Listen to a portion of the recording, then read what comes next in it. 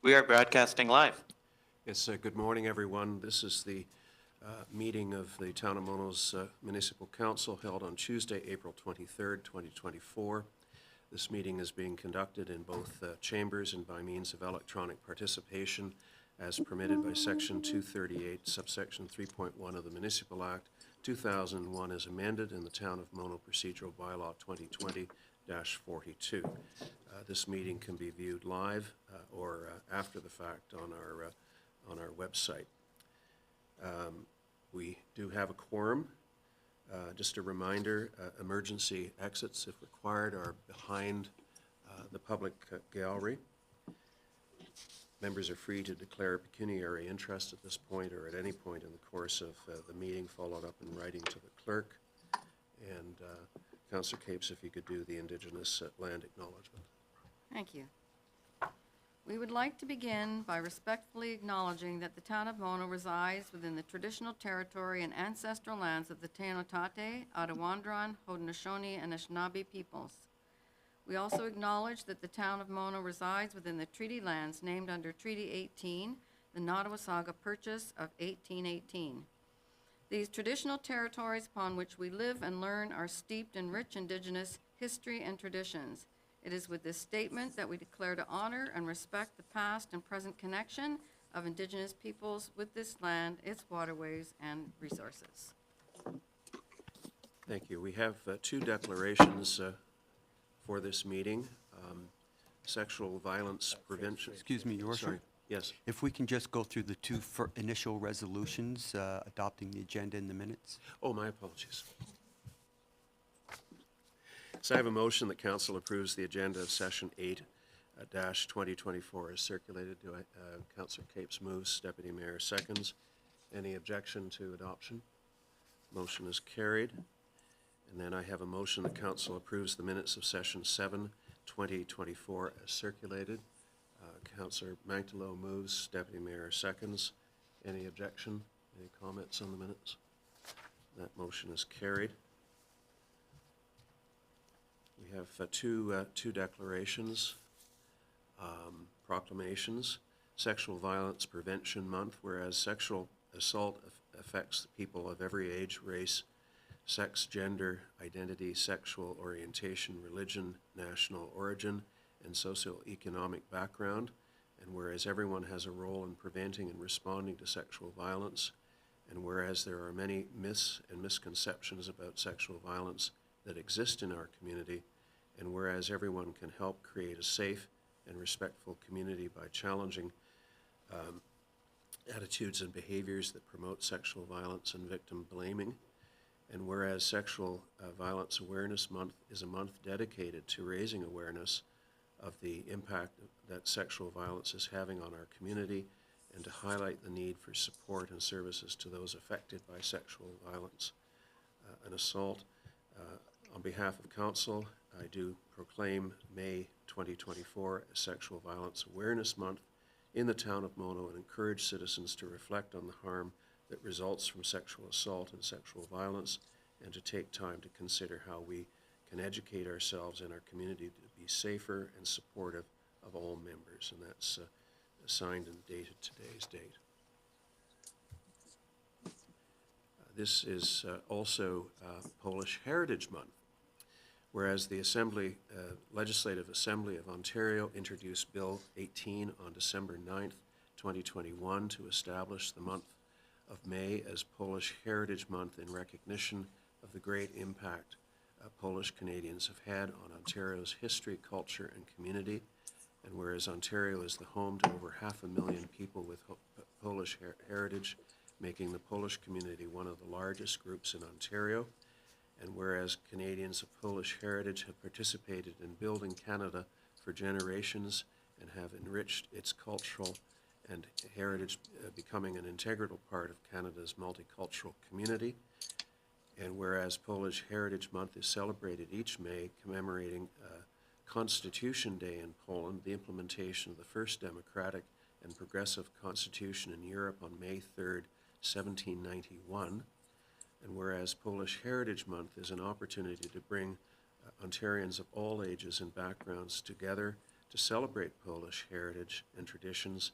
On behalf of Council, I do hereby proclaim May 2024 as Polish Heritage Month in the town of Mono and invite residents to join Council at 1 p.m.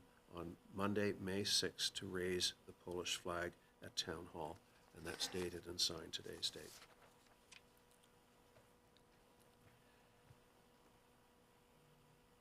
Next item on the agenda is public question period. And we have quite a turnout today. Is there anyone who would like to ask a question? If you would come up to the microphone at the table and state your name and address.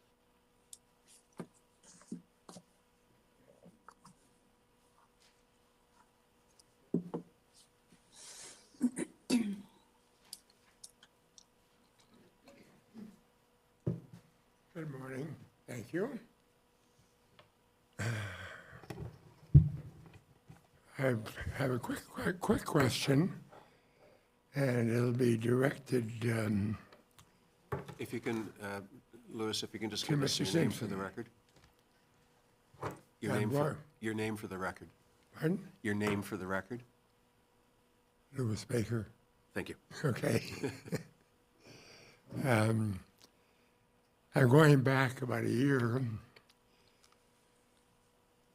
about a fill operation that took place at the corner of the golf course here on Airport Road. And there was a dumping that morning. I was on the way to East Caledon for a medical appointment at 7:30 in the morning. Saw two trucks pull into that driveway at the corner.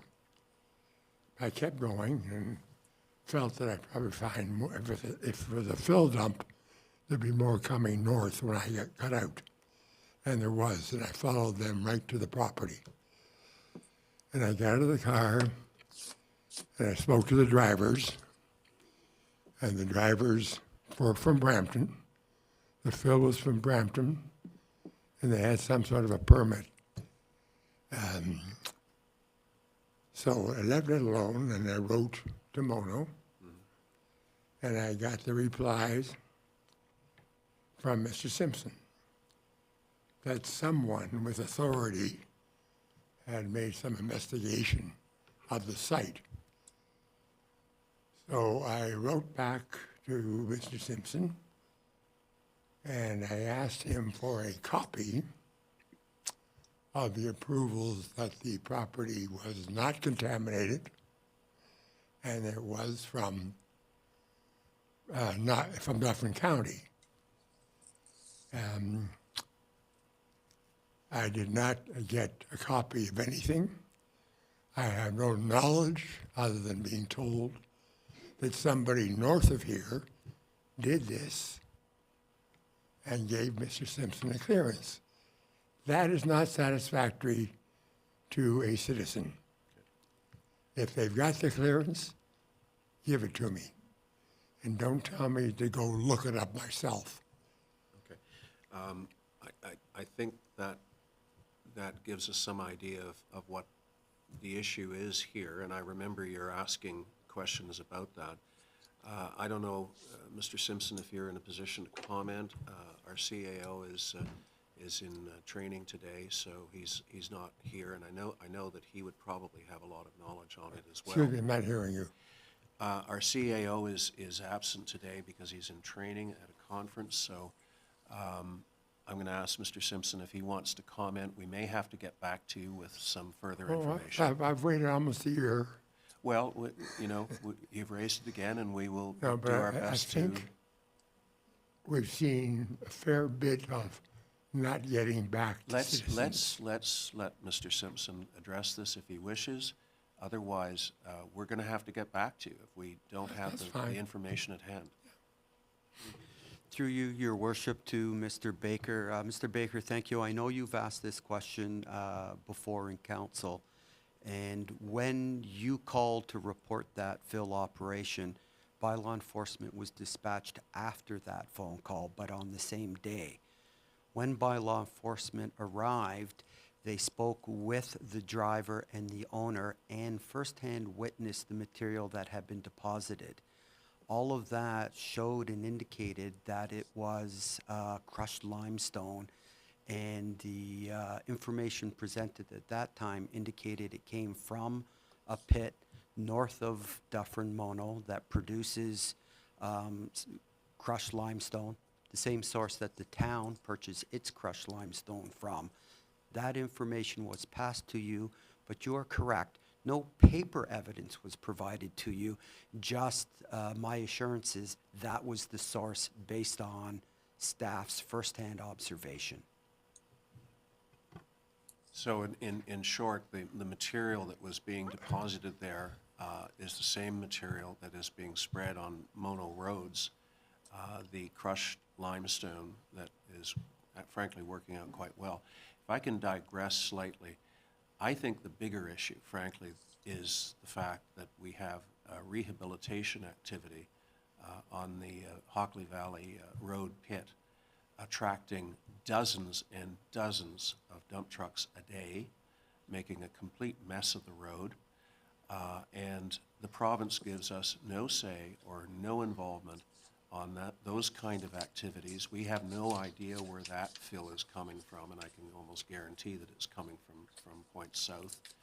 And I have written to the MPP about it, and I've had no response at all to the concerns of our residents about that kind of activity, which is in magnitude much, much greater than the incident referred to that involves material that in fact is used by the town of Mono on its roads.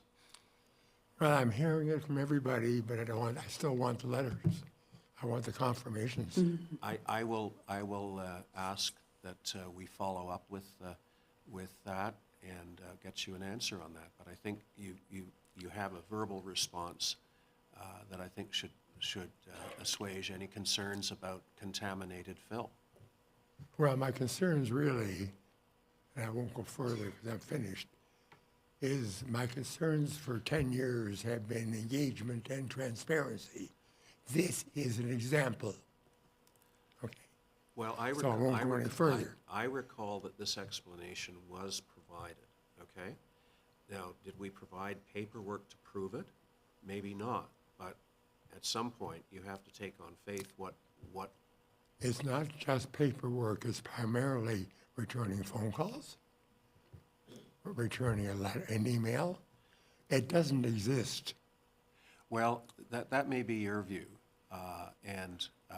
you know, I know that you called me twice in the last week demanding a meeting, and I felt it appropriate, given the tenor of your email, to actually respond to you in writing about what I believed your concern was. I have a response for yours. Well, It's that's 2 years old. That's great, but I think that, Mr. Baker, I felt more confident in writing to you and giving you my response to what I believe was your Absolutely. concern about not having an agenda, quote unquote, for an open mic portion of the meeting on Saturday. And of course, it's impossible to know what issues will be raised there, and I think I made that point.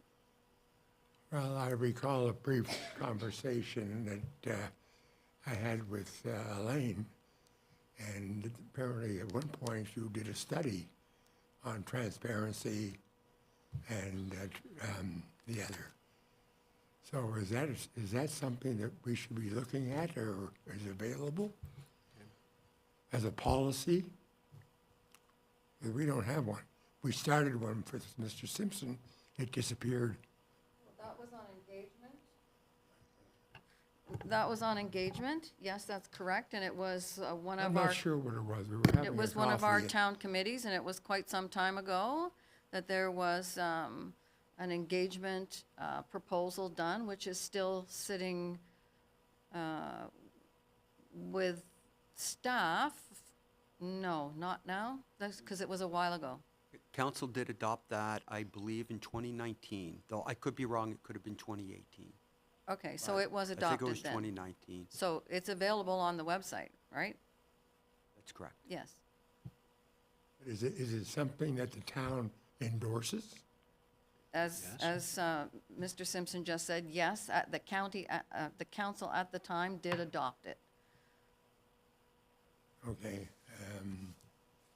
We agree to Yeah, disagree. because as far as I'm concerned, probably the most important issue Mona has is transparency and engagement. And it's not as important physically as opposed to driving a car on roads, but it's more important because it goes on forever. Thank you. Thank Okay, you. well, I will dig that out again and look at it, and there's always opportunity for improvement. Any other questions from the gallery? You sure? Going once? Any questions submitted, Fred? Your worship, there were no questions submitted online. Thank you. Is there anyone online who has a question? Doesn't appear to be anyone else online. Well, actually, okay, we have one observer online. Okay. So that brings us to 11:17, and we have a delegation of the Ontario Federation of Trail Riders with a proposal to allow off-road motorcycles in the Aikens track. Is there a representative of the Federation here? Yes, if you could come forward and state your name and make your pitch to us. Thank you. My name is Lisa Thompson, and just a little history. I worked 4 years for the Deferred Board of Trade, while also volunteering for the Deferred Rooftop Riders before I took the position 2 years ago at the Ontario Federation of Trail Riders. So I just want to thank you all for taking the time to listen to me today. And I'm very nervous, so I'm going to try and calm down. So, thank you. And be assured, we've read your submission, so you can summarize the highlights. Perfect, that helps. Thank you so much. So we are big proponents of trail stewardship throughout the province. Actually, about 2 weeks ago, we had our Queen's Park Day where we met with the Ministry of MECP, so Environment, Conservation and Parks, as well as the Ministry of Natural Resources. So we're really building our relationship with these guys. But we also really want to focus on our partners, which is the municipal forest areas. Already we have strong relationships with the Simcoe County, with Leeds-Grenville, Bruce County, and Kawartha Lakes. We have really close relationships throughout the province. We're just trying to really build our relationship here in Dufferin County. Right now, Dufferin County does not provide any forest access to off-road vehicles at all. We have access to the rail trail, which isn't really an ideal trail for the off-road motorcycle community. We prefer something called single track, which is a single track of like a path through the woods, which is no wider than your motorcycle handlebars. We share these trails throughout the entire province with our equestrian partners. They like our single track because we clear it, and the only complaint they ever have is if we could clear higher because the branches sometimes hit the riders on their taller horses. We have very close relationships with the equestrians in the Simcoe County and other places throughout the province. We have a very tight code of conduct as well that we expect all of our riders to abide by. What we're asking for you guys today is to see if we can get access to the Aitken Forest, which the locals already call, I think, Tower Hill. And we do know that there is some trespassing going on there already with the motorized community, and we'd like to educate them because we at the OFTR, we come with $15 million liability. We require all of our members to be insured. We want them to be plated properly with the ministry, and we want them to have an OFTR permit. That way we can have some sort of control on what they do. We in neighboring areas, just so you know, when we talk about enforcement, is we work very closely with the OPP and bylaw officers. One of our clubs actually went out and trained their own volunteers to be bylaw officers so that they can educate people on the risks of trespassing. We also have an app called Ride OFTR, so that when they are on the trails, which are proper trails, we ask our riders not to venture off into environmentally sensitive areas or anything. So they stick to the trails, which are all GPS provided, so that we can make sure that there's nothing going on that they're not supposed to be doing. So a little bit about our sport. It's really quite a family-oriented sport. Right now, we have a lot of women joining the sport, either to join their husband or children, or just because they enjoy it themselves. But it's really growing with kids. We have kids starting at 4 years old on these little dirt bikes with their parents. They're going out, they're recreating, they're enjoying nature, they're enjoying the trees, and they're learning a respect for the forest, which is what we really feel is important. So we find that in our areas that we do have trails, it boosts local economies because our members are going in and they're buying gas, they're buying food, they're enjoying the areas. They also, we sort of build relationships with other users within the area. On the trails that we do we do build, we also have, it can be year-round access, because in the winter, we find that our trails are used by fat bikers, cross-country skiers, and of course, hikers. So what we're thinking is if you could allow us to have legalized use to the forest track, that we would be able to educate the existing users that are trespassing right now, letting them know what they're doing wrong. We are going to encourage them to do things properly, make sure they're plated, make sure they're insured, make sure they're an OFTR member. We have had to report people to the OPP, and we have permanently banned one member so far who was trespassing past December 1st. Just so you know, our trail agreements that we have are from May 1st until December 1st, and we're very hard on that. So by working with us, we hope there would be a reduction of trespassing and disturbances in the area. And we also, that's very important, we have a very strict sound policy. It has to be under 94 decibels, but what we've actually been finding is there's been an increase in electric bikes. I personally own 2 electric dirt bikes right now, which of course have 0 sound, other than the horn when you have to honk it to get people to know that you're coming.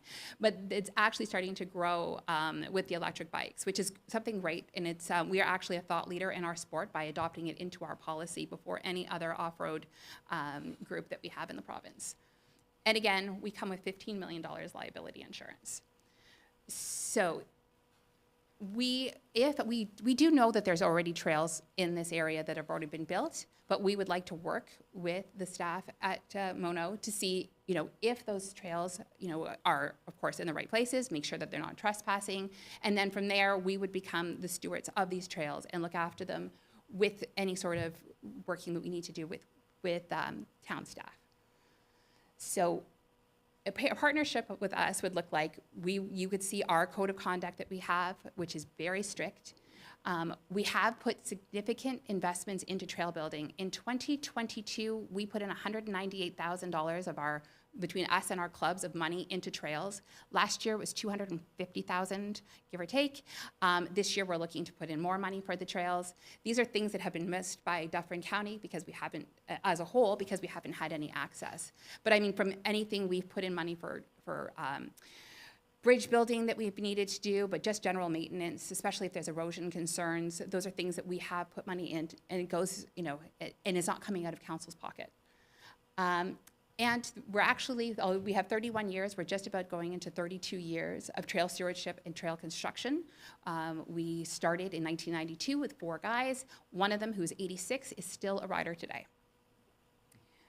So again, we are big with community engagement, and we're big with advocacy. We really strongly believe in advocating for safe trail use, as well as continuing to grow the sport, but it's very important that you know that it's safe, and that we encourage everybody to behave properly, and we don't want this reputation that sometimes comes with us that we're a bunch of yahoos. We're not. Our demographic is usually the 50-plus class, and then we have a lot of our little younger riders. So if you want to look at some of our local partners, Simcoe County and us, we've had a really strong relationship for a lot of for a number of years. Bruce County, we have a very close relationship with the trails manager there. And as I said, we're starting to build a very strong relationship with the Ministry of Natural Resources. As a matter of fact, they were the ones who invited us to Queen's Park. So what we're hoping is that we can work together, have this legal access to the trails in this forest, see how it goes, even if you're open to like a 1-year trial to see how it is, you know, to try and diminish some of the trespassing, make sure everybody's legal. Again, we have our $15 million liability insurance, which we name the township as an additional assured on our policy, which diminishes, you know, the risk if somebody gets hurt, especially if they're trespassing, and if they get hurt right now, who are they going to go after? So, in conclusion, I'm very optimistic that we can work together.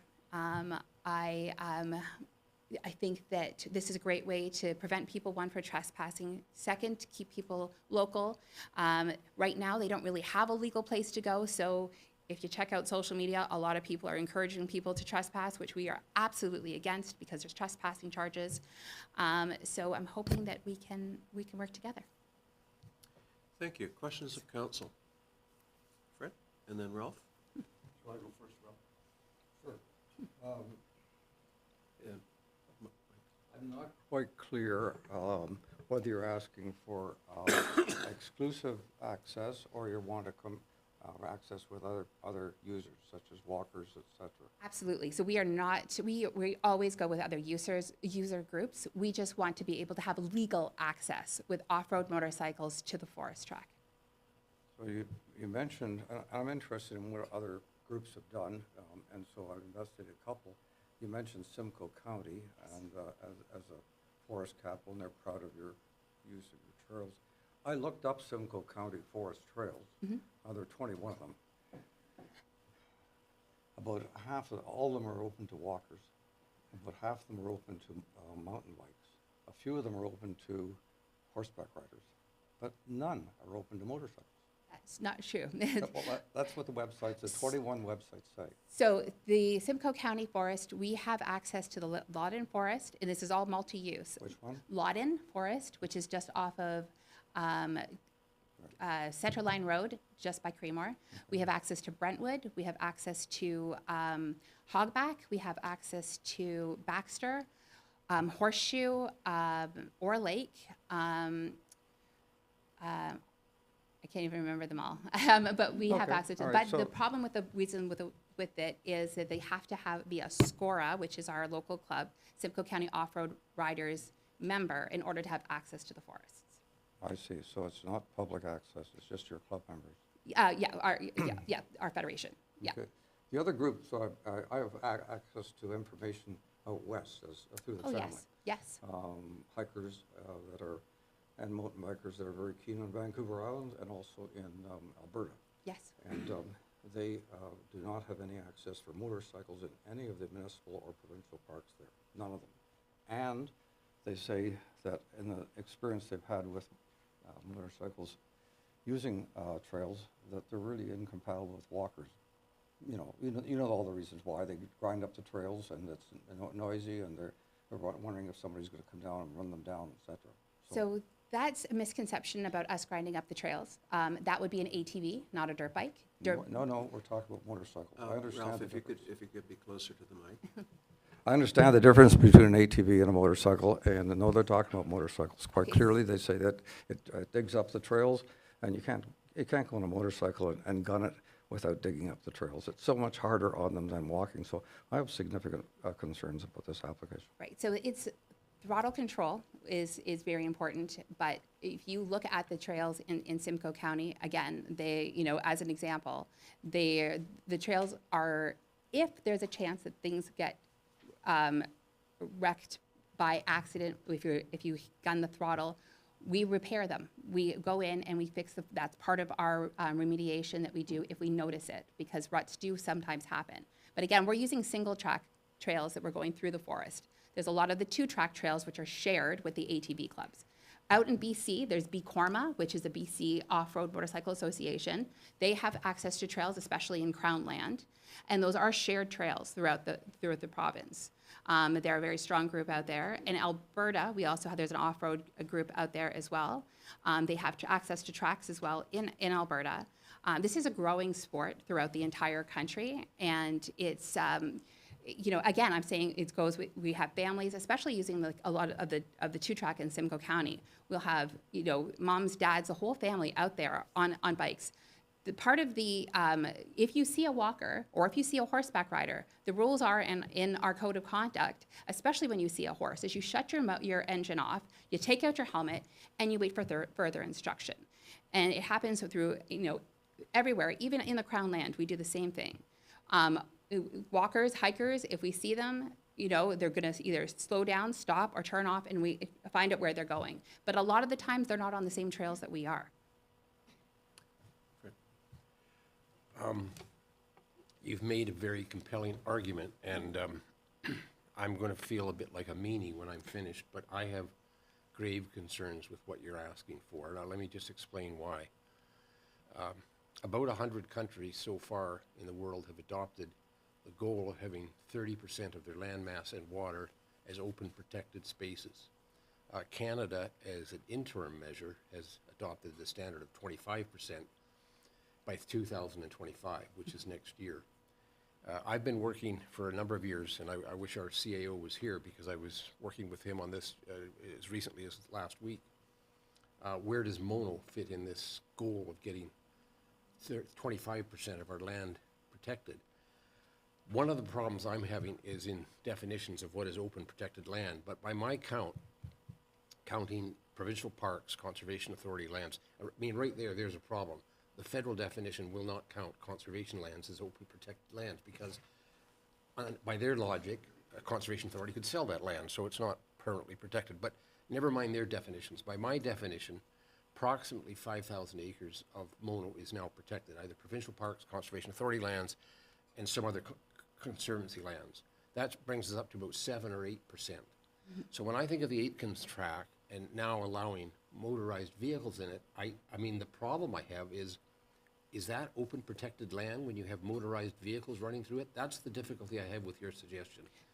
I know you're responsible. I know you do a good job, but I'm just not sure that meets the definition of open protected lands. So let me just respond to that for a second. So we met with the Ministry of Environmental Conservation and Parks. They're opening Big Wind Provincial Park, which is a big, huge park that hasn't been opened to the public. Well, in the public, but hasn't been opened as an operating park. They are open to us having motorized vehicles up in that park. There's also Halliburton Lands Trust, which is trying to take 100,000 acres of land to protect. So they're going to be taking some Crown land, some private land, and they're taking 100,000 acres to protect it into conservation. They are also open to allowing motorcycles to have existing uses there.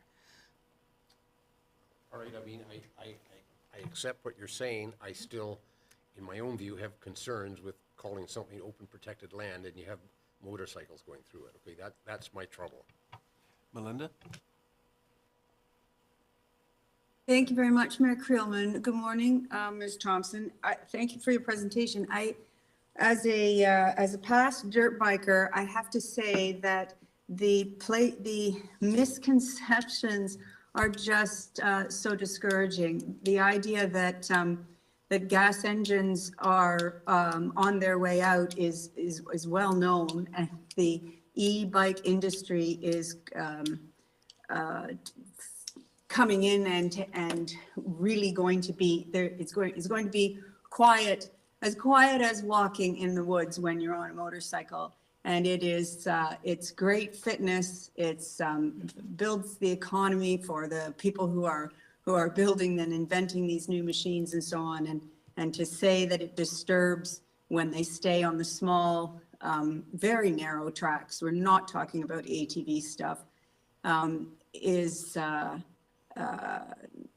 it would be a benefit to the forest, particularly because we have trespassing. We have such a huge amount of bad interaction between people who are breaking the rules and the residents who are nearby and aware of this, and their hands are tied with your federation coming in and really policing it and maintaining it would just be a huge benefit to our Aikens tract. I'd like to ask Kim, as our recreation person, how big is Aikens tract? It's only 100 acres, isn't it? Excuse me, good morning. Yes, that's correct. You're correct, Councillor Davy. And how much trail, do we know like how many kilometers of trail that are in there that are being used at the minute?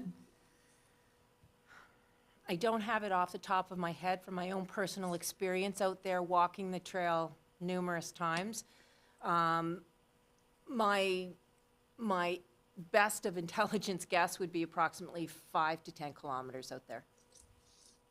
Yeah, that's kind of what I was thinking, but I didn't want to misspeak. So then, Ms. Thompson, when the OFTR, if the OFTR was to be able to get a land agreement with us for this small space that's already being used by loud motorcycles, what kind of trail? I mean, you guys have looked at it. What kind of trail are you thinking that you might be able to offer the town of Mono? Thank you. Well, we would take the existing trail that's already being used because we don't want to cut new trail whatsoever. So from there, we would just clean it up, make sure that it's safe for people to be riding on. I'm assuming because people have been riding it on it, now, but so we're not talking about building anything new, just using whatever is existing, and then again, just adopting it under us, ensuring it, and stewarding it properly, making sure that there's not roots that are going to break somebody's foot. So when the OFTR has stewards to like the club ends up with having people that kind of police and are around and educate first, and then if the yahoos, as you say, can continue to persist, the people who aren't members, who aren't insured, who aren't following the rules, then they get the OPP involved. Correct. But do we also are worried about the noise, the timing? When you say it's available, your properties are open from May until December. That's a long time. If I'm a neighbor and my windows are open, that's when my windows are open, and so on. So, do you also police for times of day, like limiting the access, or days of the week to limit the access? We can. We have in some of our areas. We have like in the Ottawa area. There's a certain area that's only open certain days of the week. Northumberland Forest, for example, where we have a similar sized area, it's 8 kilometers of trail. It's open every day of the week. But again, people don't generally want to go and ride with their dirt bikes in the woods at night because they don't have, not all bikes have lights on the front. So, I mean, that would be dangerous. But we can definitely say it's only open from this time, or this day and this day. Again, it would just take us having to educate people, but that's something that we can put on our Ride OFTR app and say, okay, it's open from this time to this time on these days. Similar to, we have some forests that open later in the rest of the year because that's also up to the municipalities. For example, Northumberland Forest, they don't open until the 15th of May, whereas a lot of our other agreements are the 1st of May. So that's just something that we put on the map, and it'll show as closed. And if they're going on a trail that's closed where they're not supposed to, that's trespassing. Well, right, and to bring up that trespassing part again, and to go back to our, may I ask a question of Kim? Kim, you recently, within the last few months, brought to council that we were having holes cut in our fence, and that our staff was having to go out there and fix things. Do we have a cost on this nuisance behavior that we've got going on in our forest? You are correct, Councillor Davy. I'll just talk a little bit about the challenges that we are experiencing presently with the Aikens tract. It is an ongoing battle between the Recreation Department and the users of the Aikens tract, the motorized users. we no more than get the signs put up, and we started out with 2 by 3 foot signs. We're up to 3 by 4 foot signs at this point now. We put them up one day, they're down the next, that say no motorized vehicles, that type of thing. It's an ongoing issue that we are having as far as our parks bylaw stating that no motorized vehicles are permitted on this property. And it doesn't matter what we do, we just cannot get ahead of the challenge. You know, it's a matter of having bylaw out there at the exact right time when the riders are out there, which is almost impossible to do. We have spoken to the OPP about it. It is on their radar, you know, the occasional drive-by, that sort of thing. But we are definitely experiencing challenges with, and this is the prominent spot where we are experiencing these challenges. And again, as a avid hiker, I've been out there many times and had to step to the side for motorized vehicles coming through. As far as cost, you know, the cost of signs, the cost of the labor going, you know, we're able to manage it as best we possibly can with the staff that we have in the recreation department. We have had to get some fencing repaired in the past. So putting a number on it, I managed to keep it within our trails budget because we do keep it in-house as much as possible to do any repairs. Elaine, do you have any questions? Go ahead. Thank you for coming. Thank you for your presentation. Kim, I do have more questions about trespassing. So on, you know, sort of the seasonal basis, how many calls do we have? How many trespassers do we have? How many legal riders do we have? As far as calls to the office go, Councillor Capes, I will be very honest with you, we don't get a lot. We don't get a lot. And I think, I'm not sure what the reason for that is, to be honest with you, whether or not the surrounding neighborhood has just become accustomed to it, whether or not the surrounding neighborhood are actual, you know, motorized users themselves. I'm not sure, but I'll be honest, we do not get a lot of complaints in that regard. Maybe one a year from an occasional hiker. Okay, so the trespassing is happening, but it's not being recorded in terms of how many times it happens and things like that. What we know is that there's damage to signs and... Correct, and there's damage to the trails as well because we do have our maintenance staff out there having to make the repairs to the trails. My biggest concern regarding the trespassing is the liability that we are assuming. Even though there's no motorized vehicle signs posted, as I said, they're taken down as fast as we put them up. So if something happens out there to someone, that's my concern. We do have $15 million liability. So thank you very much. So I do know that the organization and the people who are riders and the people who run this organization are very conscientious. They take this seriously. They have a passion for what they do, and they have a passion for making it good for everybody. And I know that. I know that. So I applaud them for that. There's no statement of benefits to the forest and the forest dwellers in this presentation. And also, like, I fear that we keep encroaching on the forests, on the meadows, on everything that nature needs to live in. And we are destroying this daily. And I have a firm belief that we need to protect this in Mono. This is, to me, what Mono stands for. So it's nothing to do with your organization at all. It is just what I believe in my heart. So my passion is to keep the animals, the wildlife, insects, all of those cute little things that crawl on the ground that we never see. We need to look after that. And so I have a hard time, I mean, even letting people walk through, but to let machines go through the forest, and they do make noise, and they do scare animals, and they do damage not in a destructive way for trails, but they do a disservice to the critters that we should respect and look after. And I feel that we're doing a terrible job of that. So I don't think that this is a compatible use.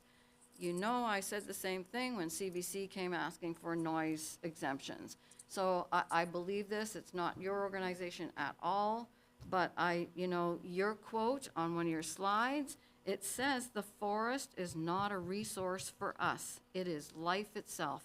I love that quote, and I agree with that quote, and it is life itself, and I just can't support us allowing motorized vehicles in there, and I'm really sorry about that, but that's how I feel. If I could make a few comments.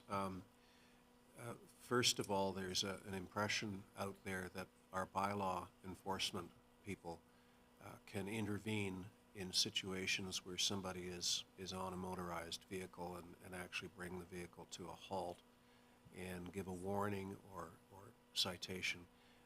That is incorrect. Only the police can intercept a moving vehicle. Ironically, yesterday, the OPP released a press release based on a 10-day blitz that they had in Simcoe County, where 24 charges were laid for a variety of offenses. And this was taking place on trails that were closed. In other words, your May 1st has not yet arrived, and yet the fact that you've got trails there is obviously an attraction to others than other riders than your members. Having said that, I'm delighted to hear that there are responsible riders out there. They do not tear down signs. They do not recklessly drive in places that they shouldn't. That's refreshing. However, I share the concerns of members of this council about the Aikens track. I don't know how many residents might be impacted. I think that before we made any decision, we'd have to find out, maybe survey neighbors. The fact that it's going on now is of concern to us. And it's a question of policing. I would mention as well that when this question of motorized vehicle use came up with regard to the 5th line unopened road allowance north of the 15th side road, there were neighbors who wanted to acquire those lands to stop the activity that was going on, which they found to be very disruptive, everything from motorbikes to ATVs to safari Jeep movement in an area which is incredibly wild and rugged and presents a huge liability issue. That problem has not gone away. I was out there yesterday and confirmed that not only has it not gone away, all the signs are gone. And the area that was bermed up to prevent access in there has been decimated. And unfortunately, we still have a problem. We still have a problem there. It did not go away. So thank you for your presentation. I'm sure there will be some discussion amongst us. You've heard a variety of opinions on this, both from no to No. maybe a qualified yes, I'm not sure. I do know one thing, and that is that we would need to see what the impact would be on the adjacent neighbors. Absolutely. And just so you know, if you give them a legal place to ride, they're less likely to be in the places they're not supposed to be as well. And which is the biggest issue that we have in Dufferin County is, other than the rail trail, which is just a boring strip for motorcyclists, there is no legal place to ride. So, And have you approached them about their forest tracts, which Oh, are yes. considerably times. larger? absolutely, yes. year after year we go, and we get shot down every time. So it was been an ongoing battle. Even spoke to Mulmer Township, and they were open for us using it, but because the county itself said no, we weren't able to use their tracks either. Like, for example, the Randwick track, which nobody uses for anything other Yeah. than hunting. It's been a no. So there's a history there. Okay. So, I don't know how many years ago, before they actually formed an appropriate trails committee, there was an almost battle between those who wanted motorized vehicles and those who didn't, because it was so mismanaged, and the public engagement was absolutely atrocious. I know I stepped into that because it was just not professional. And so that was taken from the county rep, and county at the time said, we're not dealing with this now, we'll deal with it in the next term. And in the next term, they formed a committee, and they took a different approach, and they went track by track, and they took everybody's feedback, and that's where we got our trail plan that we have now. And just so you know that a lot of the trails that are in a lot of the Dufferin County forests were actually built by dirt bikes. So the walking trails were put in by them, so. Yeah, and it wasn't your association. No. It was others. Yeah. Well, thank you again, and I think Thank you can see that we need to do some more thinking about this, but there is I sense measuring the mood of the room, as it were, there are concerns. $15 million liability, but thank you so much. Thank you. Thank you.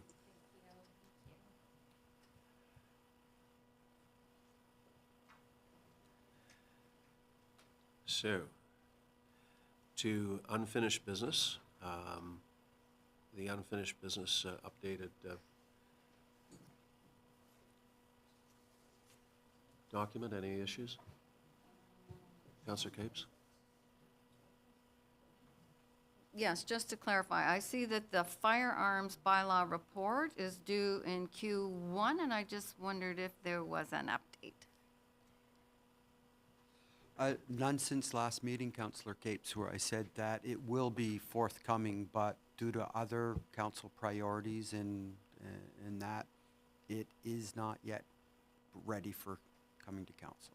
Okay, can we, I don't want to cause trouble, but can we update the unfinished council business spreadsheet with those pieces of information? So change it from Q1 to a new, I can put in estimates. The difficult part is, of course, I put an estimate in, and between when that's written and it comes up, other priorities reshift it. So as long as council recognizes those are estimates, not due Right. dates, I'm more than happy to put in new estimates that are subject to revision based on council's Okay. priorities. that'd be great.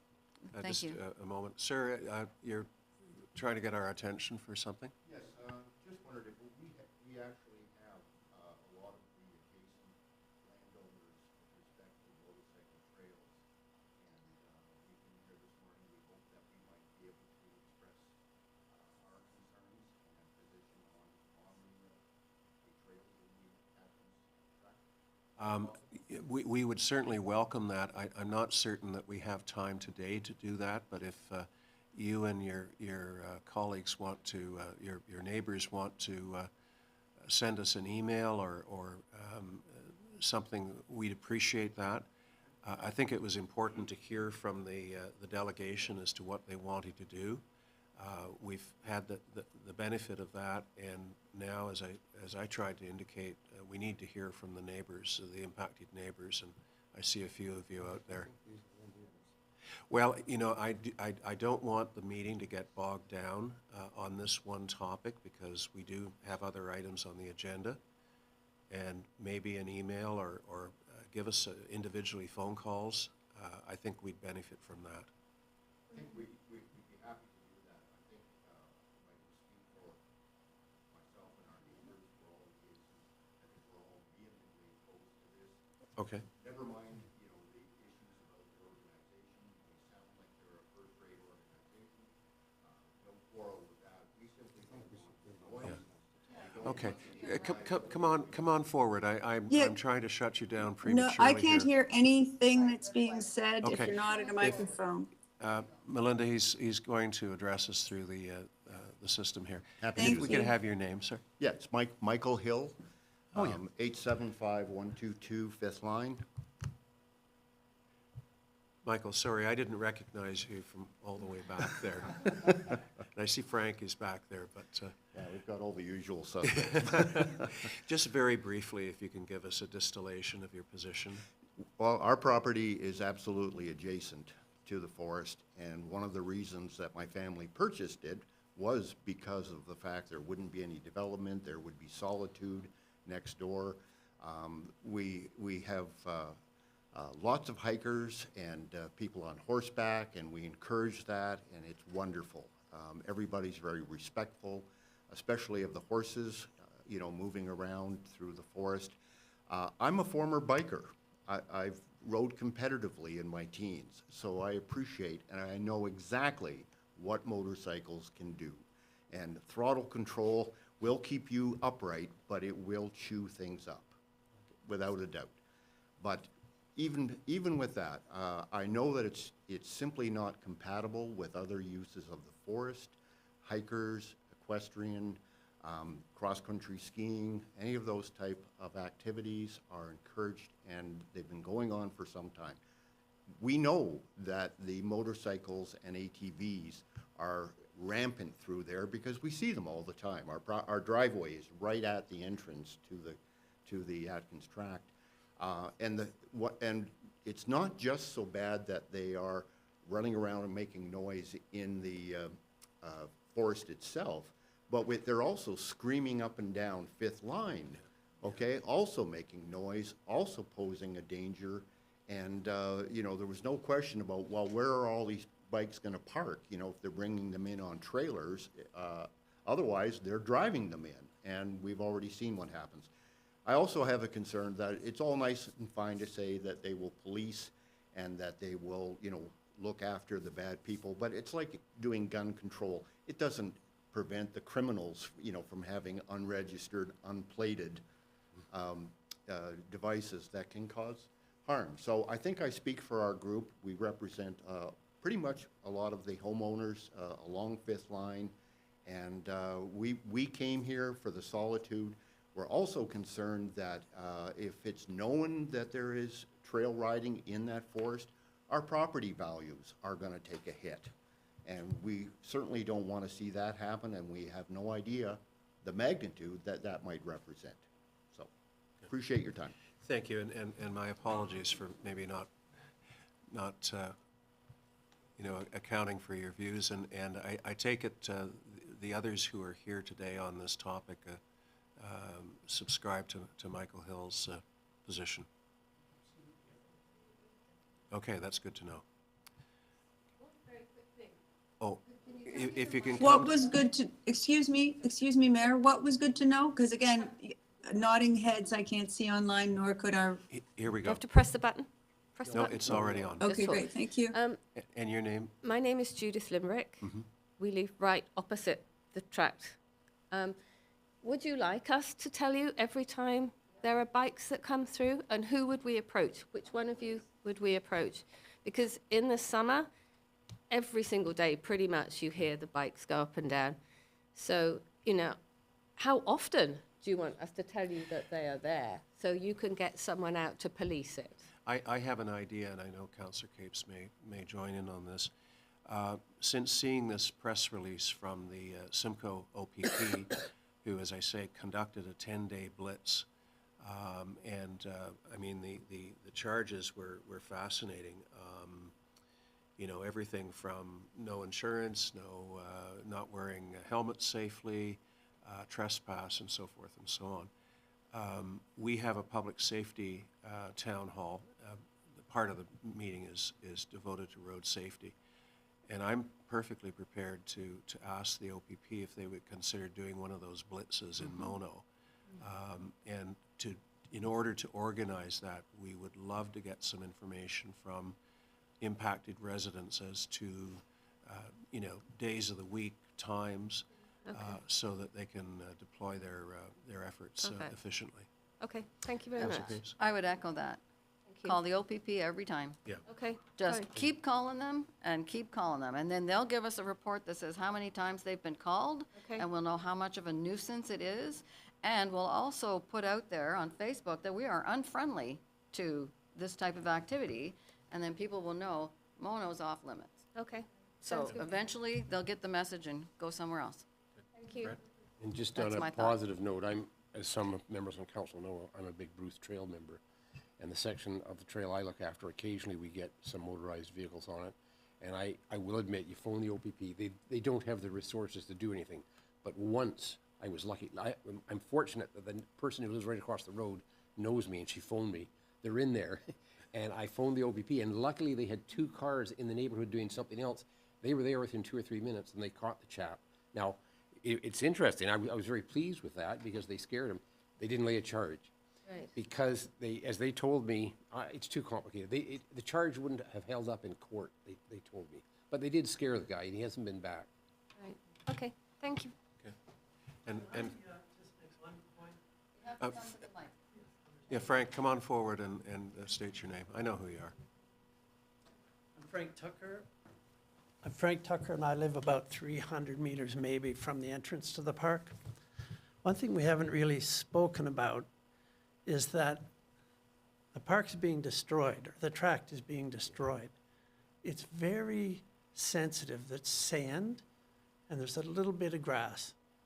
And we've seen where in the past, motorcycles and ATVs have gone up and down the hills, which is the thing they want to do, and just do that a few times, the grass is gone. So now we have great huge ditches that have washed down and are continuing to wash down. The part where they've just recently cut the fence and started going up and down into the high point where the hydro towers are, that's now washing down the road. It's just sand. So you mentioned maybe 10 kilometers of trail.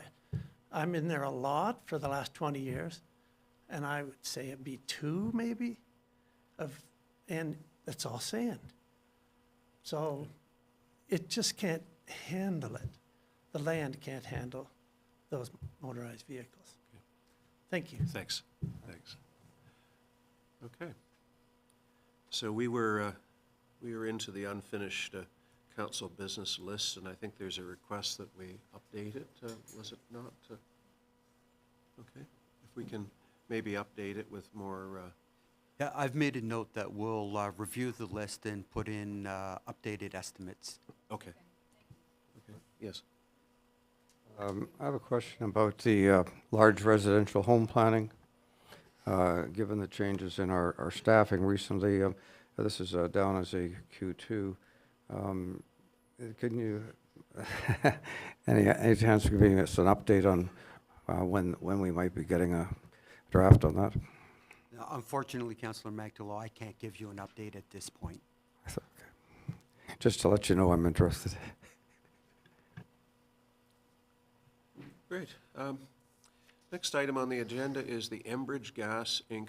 franchise agreement renewal. And I think this was, has been raised before, so I'll just read the motion, and if anyone has any comments, we'll entertain them. That we give third and, actually, we've already given a first reading on this now. That we give third and final reading to a bylaw authorizing the town of Mono to enter into an agreement with Enbridge Gas, Inc., substantially in the form as attached to Schedule A to the bylaw, that it be signed by the mayor and clerk, sealed and engrossed in the bylaw book. Do I have a mover for that? Councillor Capes, seconded by Deputy Mayor Nix. Any questions, discussion about that? Seeing none, motion is carried. Next item is a DEI committee. No, sorry. Oh, purchase of property in Mono Flyer. Elaine, would you like to address that? Thank you, and thank you to the members of the committee. So it was an ad hoc committee of 2 of our realtors, and Melinda and myself, and we did have input from staff, and so we're very happy to present this for the final time, we hope. And so you have before you an implementation plan about how we can move this forward. It's not very complex. And then we also have a sample email blurb, which I think is fabulous.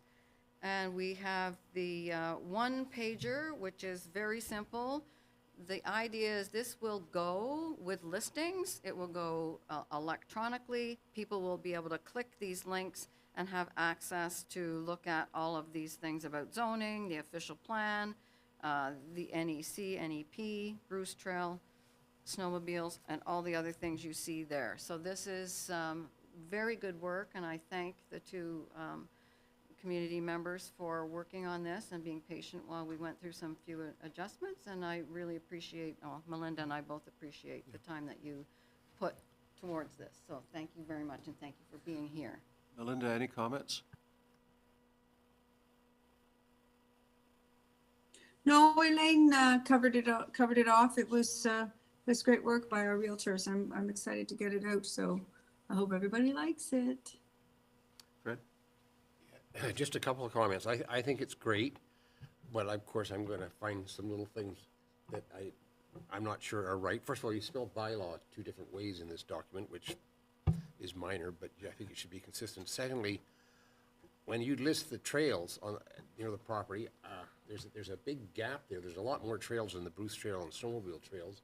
There's all the Dufferin County trails. There's the trails in the provincial parks. I don't know if you got room for that, but my main comment is this, and I know it's a space problem. If I was moving into Mono and I've got all this information, I think it's great. You know what I'd really also like to know? How many clubs are out there that I or our children could join? The cross-country ski club, the lawn bowling club, all the various clubs. There probably isn't room for that. But that is something that if I was thinking of moving to Mono, I think it would be interesting to know that information. Okay, so that's a very good point, a very good question, and we'll have the spelling fixed. The purpose, as we understood this, was to prevent all of the volume of calls that come into planning. So it wasn't to be a be-all, end-all. Our website has everything on there that you want to know about the town. If you want to research about Mono, then I agree with you. All of that is there, and so that's where people would find it. But this is meant to talk about land use mostly, and to be able to give people answers so they didn't have to bombard the planning department. Could you just have one hot link, clubs, and that's all? It wouldn't take any space, clubs, and you tap it, and you go to the town of Mono's website, which lists all. It's a thought, just a thought. We can do anything. Good. My concern is, as stated previously, that this was in part directed to the realtors active in the town. And one of the big problems we've had with the realtors, primarily ones from outside our community, is the size of signage that they have put up. And, maybe this isn't the appropriate place to address that, and I know that we've had some success, in fact considerable success, in getting the oversized signs taken down. But we still have a couple of recalcitrant realtors who are ignoring what our bylaw says. Well, those realtors are bad people. And they're not local. They're not local because the local realtors have gotten the message, and in fact, in many instances, have been very supportive of a smaller sign and clearer guidelines. But I think that a message needs to go out that we do not countenance these billboard-size signs. There's still at least one, actually there's still 2 that I know of on Highway 10. Melinda? Thank you, Mayor. Well, you're right. You're absolutely right. I also want to speak to Deputy Mayor's comments, but important municipal bylaws. We've got sign bylaw on there, so it's there. We could rearrange the organizing of it, but to itemize out individual things about the bylaws, again, it would go beyond a page, but it is on this document.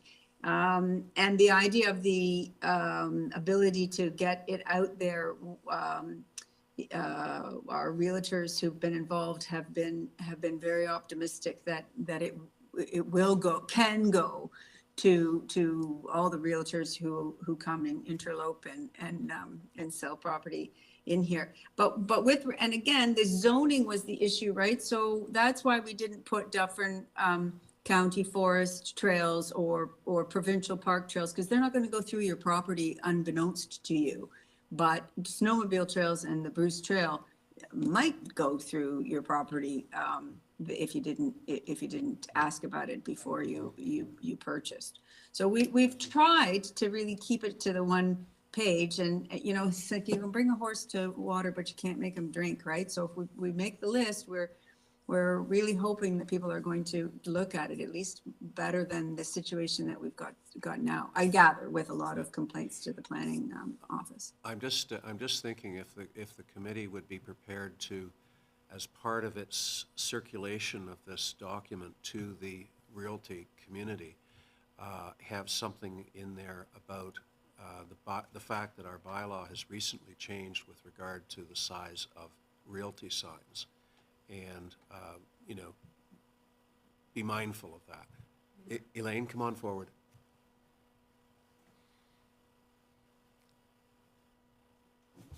Elaine Kehoe. One of the suggestions that we made was that we will ask the various realty boards to, when they have their annual meeting, to present this as part of their annual meeting. At that time, we could also include a recommendation that they speak to the members, asking them or advising them of the bylaw within Mono or within Dufferin County on signs. I think that's fair. Now, we do not have, I don't believe, the right to direct the realtor boards. It would have to come from Mono, the town of Mono, this request. We are individuals members. We're not on any board. So I think the proposal that we put forth has to come from the town of Mono, or with a direction directing us as part of a committee to do so. But we don't have the right to go to our board and direct them to do something. I think we can give you the authority to speak on our behalf with regard to the sign. Well, it would the also have to be signage. with respect to the brochure as well, the one page. So we would need some written direction to that effect. Maybe so that we could come up with a motion for the next meeting of council that covers those things off. Ralph? Given the problems that we've had with the large signs, I think 3 have been taken down in the last week or 2. It'd be very easy under this sign bylaw to say signs are limited to 1 square meter. Real estate signs are limited to 1 square meter. I mean, it'd save a lot of bylaw work if the realtors would know that. Well, I think we're down to, as I said, a couple of recalcitrant realtors who just, you know, are not getting the message, and they're not prepared to take their signs down, and I don't know what their attitude is, but I gather that we're making best efforts, and we have met with great success for the most part. Elaine? I agree with what Elaine is saying. You know, the call can be made at, or the point can be made at their annual meetings to say, you know, be respectful of town bylaws with your signs. The real estate boards talk to their agents about what they do, and they can tell them to pay attention to signage and not violate local bylaws. I don't think it belongs in this. It's there as a link. This is about thinking about buying your home in Mono. We shouldn't be burdening the homeowner with things about the sign bylaw. I think it's... I've conceded that. Okay, excellent. But Also... I'm also anxious that we send a separate message. Let's put it that way. I think The that's other- a great idea. Just before you go on, so number .3 in there, the recommendations is like, suggest the town of Mono email or write to various state boards, and we have a list of who they are to send this out. Again, I don't think we should be burdening our 2 real estate agents with this. But they did also ask for, number 4, to give them direction to act on behalf of the town when contacting agents. So individually, when they're in touch with other agents, that they have the authority to say, hey, you know, take a look at this, and maybe you should use it. But I believe that it's our letter, it's our document. We should be asking the real estate boards fair enough. to carry that out. Is that fair enough? Yes, but one other thing, I would not limit the size of the sign. I would say that one of the criteria is that your sign must be a certain size. But then I would refer them to your sign bylaw that says no lights, you know, because you are going to now have strobe lights on the signs. It's a maximum of one square meter. Yes. I think Eileen's point's very good. Yeah, okay. Thank you.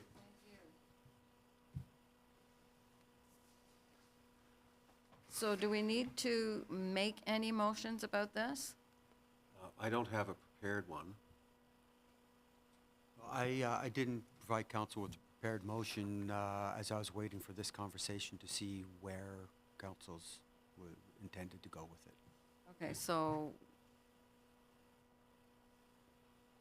is it easy enough to have a motion, or should we bring the motion back to the next council meeting? I think a motion from the floor to proceed, I think, would be, Okay, well would then, be appropriate. let me put that forward for you. yeah.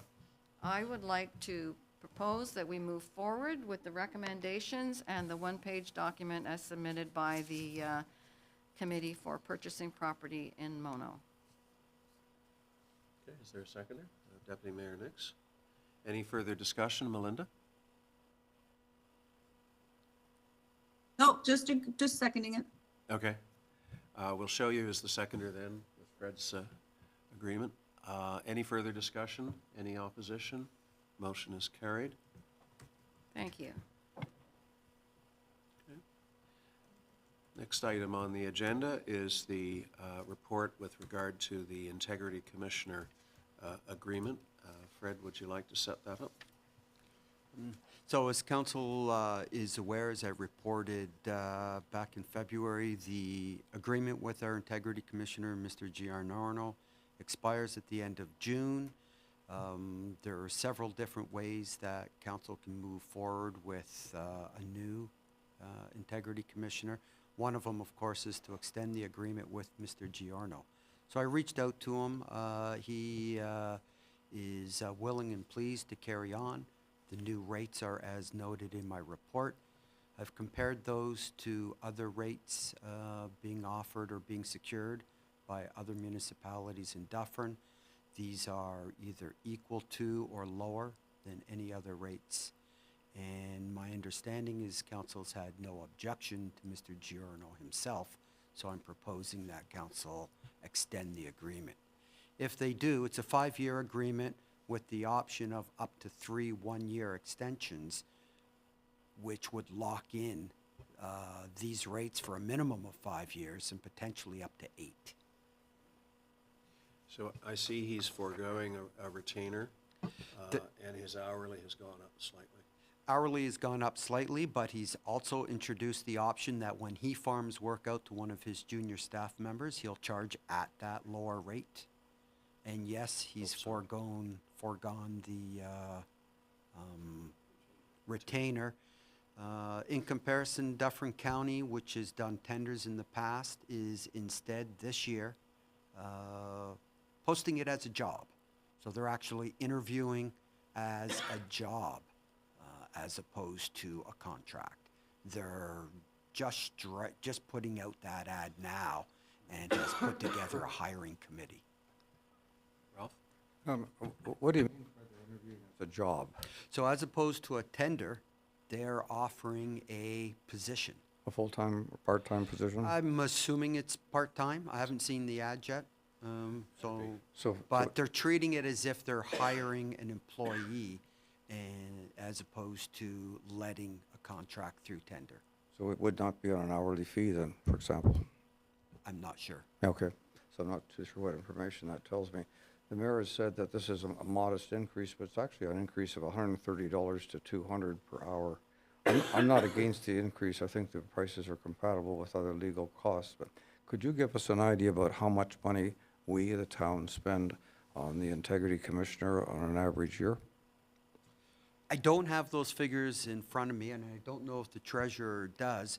Of course, we are charged for his time whenever a member of council seeks advice. And if there's an investigation, and if we ask Mr. Giorno to come up and give a presentation, we're just billed straight out for his time. Some idea over the last 5 or 10, I guess it's actually about 5 years now. Does the treasurer know how often we involve the integrity commissioner? To answer your question, Mr. Mangfellow, it's not very significant. We're only talking a few $100s per year. Sorry, a little louder. It's not very significant. I don't have a dollar value, but it's not very significant. I think $200-300 a year. My question to the mayor is whether or not we should be offering this position to make it open to other people, rather than it being a slam dunk. I'm not unhappy with Mr. John at all, and but you know, we did put this out as an RFP, or Dufferin County put it out as an RFP, and the then Mono Council subsequently appointed Mr. Giorno after Dufferin County had. So I'm just raising the question, shouldn't maybe this should be more open, and we should allow this position to be open to other persons. I wondered that myself, and Fred, is there any problem with opening it up to, you know, by invitation to people who, lawyers who specialize in integrity commission matters? I can think of one other. I would think that by opening it, we are starting a tender or RFP process of some sort. So that would entail a formal tender or RFP. It's become, the reason the county has moved away from it is the integrity commissioners have started, or a number of them have started to oppose the tender process because it's fairly laborious and costly for them. And as council may be aware, integrity commissioners tend to move around communities fairly rapidly and fairly regularly because they serve at the pleasure of council. Some councils have dismissed their integrity commissioners on a regular basis. So there's been a little bit of pushback on them having to go through the, you know, a more time-consuming process. So there is some concern. If council wants to go that way, some may choose not to apply. Mr. Giorno had indicated that in the past to the county, which is why they changed, and they found that unsatisfactory and are now changing their process. So there's some risk. Lane and then Fred. Understanding the limited expense this is for us and what would be a bigger expense if we went to an RFP, but interviewing people, getting all that stuff done and going through that whole process, that's a lot of time. That's a lot of time staff spending on something. I think if we're satisfied with his service, and we have been, I don't see what the effort, I don't see the pros of doing that when we have somebody that we rely on and like their work, and then that person, if we get a new one, is going to charge us a retainer. So we've already in the past probably paid the retainer. I just think it's just not a good use of time.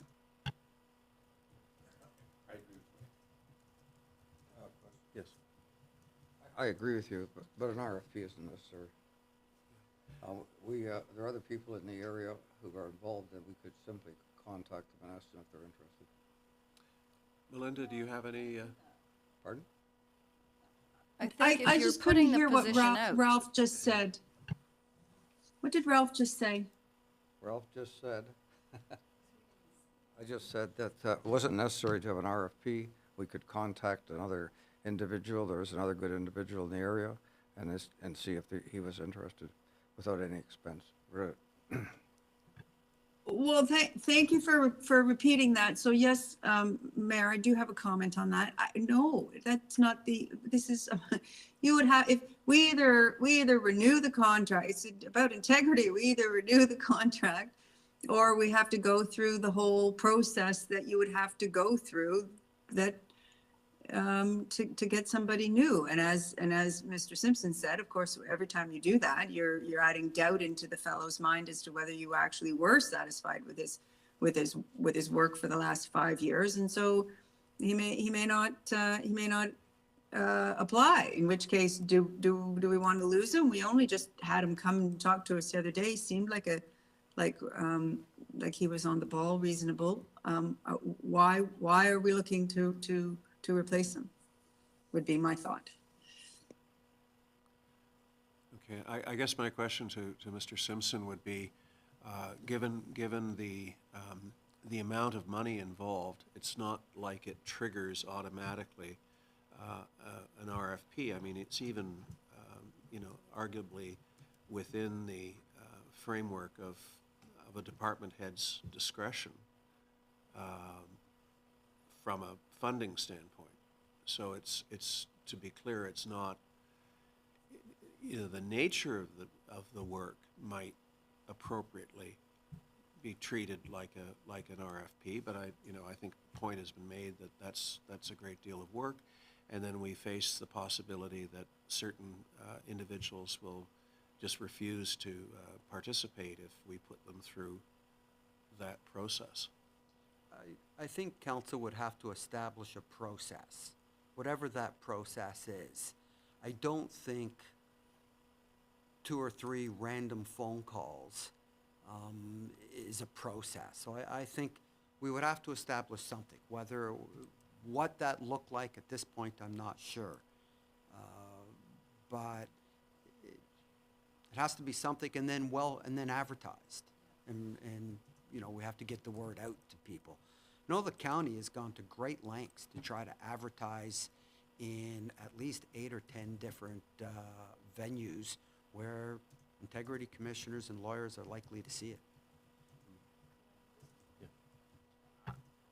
I think we need to go through a proper process, and I agree. You can't just pick up a phone and call somebody and see if they're interested. That is not open and transparent, and I don't think that's the way that we would be doing business. So I don't support that, and I would support moving forward with this one. Lewis, come on forward.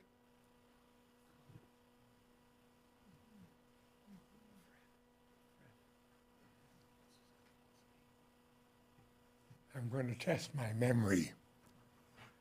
I forgot my file. I'm rather surprised that you're even proceeding with him as your integrity commissioner. We haven't made that decision yet. Pardon? We haven't made that decision yet. Well, but I read the information when he decided to appoint himself your integrity commissioner without bidding. That is with 2019. You're not old enough, Ralph. You won't remember. So he appointed himself, and when they found out about it, they ended up, giving him a 2-year contract because he would not bid. It's either take me or leave me. Now here's a man who was earning, and then $100 an hour for secretaries at a law firm can make 3 and 4 times that. No, there's something wrong with his whole relationship with Faskins and or here. He can't make money doing any of it. I went to him on my hearing. He said, well, why don't you go to LAS? And I said, I can't go to LAS because they're gonna take it to the CAO here. So why are you pushing it away? This is what you do for a living. finally, it took about 11 months to get the answer. And then I see now you're going back to him, who's the wrong guy to start with because of what he did. And everybody else then bid, all the other the townships all went on a mass bidding for the lawyer who won it. And he didn't do it. He was Okay. there. I So think. his contract's yeah. up. Why are you even talking about him? So I'm going to ask council whether they want to proceed with this or whether they want to defer it for further discussion about a different process that might involve other people having the opportunity to apply. Thank you, Lewis. I had the same concerns that you've outlined with respect to this man and his position within the legal framework and the financial framework. And why did he go to in camera? I So can't answer that. Well, and- you know what? He's got to answer it. Okay. It was an abuse of the in-camera laws. There was no contention. There was no third party. There wasn't in that room. I'm not sure when that occurred. It may have been before I rejoined Well, then council. somebody better take a little control of that position. So We've what- never had an in-camera session with him since I've been on council, and I'm not aware of him appointing himself as our integrity commissioner. I'll give I you don't- my I don't know file. what that's all about, so maybe the mayor knows. there may have been a, quote, training session involving Mr. training? Giarno, and those can be held in camera. I don't like it when they are. I think training sessions should be The man was held in open the session. assistant to the prime minister, and he's got a training session? No, a training session for us. Pardon? A training session involving us as to his duties and responsibilities. And Lord knows we No. sometimes need training, right? It was totally inappropriate. Fred, and then I'm going, Les, sorry, go ahead, Les. Sorry, I just pulled up, that's the beauty of technology these days. So a little bit of history, what we have spent with him. In 2019, it was approximately $700. In 2020, it was 170. In 2021, $350. He was a little busier in 2022. It was approximately $2,600. And last year, 2023, nothing. Okay. So Well- over a period of, say, 5 years, including last year, about $2,600. So How much money we've spent is irrelevant, I think, is the I just wanted to question give of- council at of- least an Thank you, update. though. Thank you. That puts it into context. comparison. Louis, I'm gonna call the, There's a woman, I'm gonna and call, that firm makes $1,200 an hour. okay, I'm gonna call the question Okay. or So see whether this council whole wants to thing is a proceed on setup. this. For what reason? I If council wants to proceed on this, I don't even have a motion on the floor. You can get references from Okay, the, it's okay, it's okay. So I'm going to put a motion on the floor, and I think it may become apparent as to why I'm doing this, that we introduce and give the necessary readings to a bylaw to appoint Guy Giarno as Integrity Commissioner for the town of Mono from July 1st, 2024 to June 30th, 2029, or until his successor is appointed, that it be signed by the mayor and clerk, sealed and engrossed in the bylaw book. Do I have a mover for that? Deputy Mayor, seconded by Councillor Mantalo. Any further discussion? Go ahead. A question, oh, sorry, Fred, go ahead. Yeah, you had asked us earlier what council wanted to proceed with this or not. I haven't had a chance to answer. I would say, yes, we should proceed it. You've now put a motion on the floor. For the amount of money we're talking about, over my years, I've had 4 engagements with the Integrity Commissioner. I've been very satisfied with his reports. And I think for the amount of money we're talking about, we just proceed. Elaine? A question about his predecessor, or his successor, whatever that was that you said in the motion. Well, it assumes he retires, maybe, I don't know. I know, but If he I retires. don't want to just assume the person who takes his position when he Automatically retires. gets it, yeah. Fred? So, Councillor Capes, what that clause says is that when the contract or agreement ends, Mr. Giorno or whoever is the current integrity commissioner stays in place until his replacement is appointed, so we don't go without. Thank you. Okay. And the that- current agreement also has that. Okay, thank you very much. And the fallback is always ALS, isn't it? No, that's incorrect, Your Worship. That's being confused with closed meeting Oh, closed meetings, investigator. yes. Okay. LAS is our closed meeting investigator. The integrity commissioner, of course, handles code of conduct and conflict of interest. Right. Okay, thank you. I have a motion on the floor, and I move to table that motion. Did all of you know of his departure on his own? No, okay. There's a motion on the floor to table, and it's non-debatable, but I think it's apparent that we need to do some more work on this. So you should have been advised before this meeting, before he did what he did now. You should have been told. I'm not sure why you want to table this. I think we have something in front of us. Yes, as noted, that is non-debatable, so that motion must be voted on. I can't, it's non-debatable. But I Okay, think people can I people ask can a read between the clarification lines. on tabling means you just don't want to discuss it, it's just, we need more information for another time. Tabling means Can't no table more it. debate, it'll come back. When will it come back? It will presumably Is come back. procedure. It can presumably come back at any time, but I think I cannot explain my motivation for tabling, but I think people No. can read between the lines. Yeah, I just wanted to be clear out there what tabling means, if, for anybody who might We be don't watching proceed and with for the myself. motion included. today if the motion to table is successful. Right, okay, thank you. Just a point of order, because I'm learning. Okay.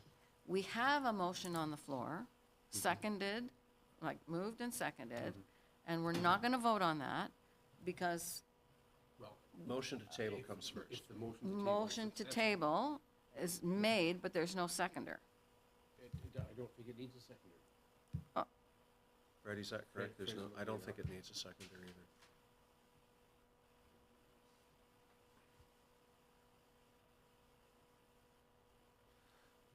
Overthinking. The motion to table this means we don't deal with the motion this time, and we may deal with it or may not in the future. Correct. Ralph, are you speaking? Can you please put your microphone on? Well, under one condition, that you'll speak quieter, because each time you speak, you drive my ears out. So I said, Mona, I'm trying to just clarify a little bit more, because I'm learning too. If it's tabled, then, if the motion's tabled, then we do not vote on it now? Correct. And there's no determination of any future Well, you date? can- It can be Excuse or me, cannot counsel, be. the motion cannot be debated, and it does not need to be seconded. Correct. So the motion is on the floor, The it must tabling be motion? voted Okay, on. I'm going to call the There question. was a point of order, Yeah. which could be addressed. Yeah, I believe it's now addressed. yes. The motion must be voted on. And Ralph makes his points by way of a point of order. At least the chair recognizes that it's a point of order. Okay, I'm going to call the question of tabling. All in favor of tabling? Those opposed to tabling? Motion fails. And without any further debate or discussion, I go back to the original motion before us. Just a question for Fred Simpson.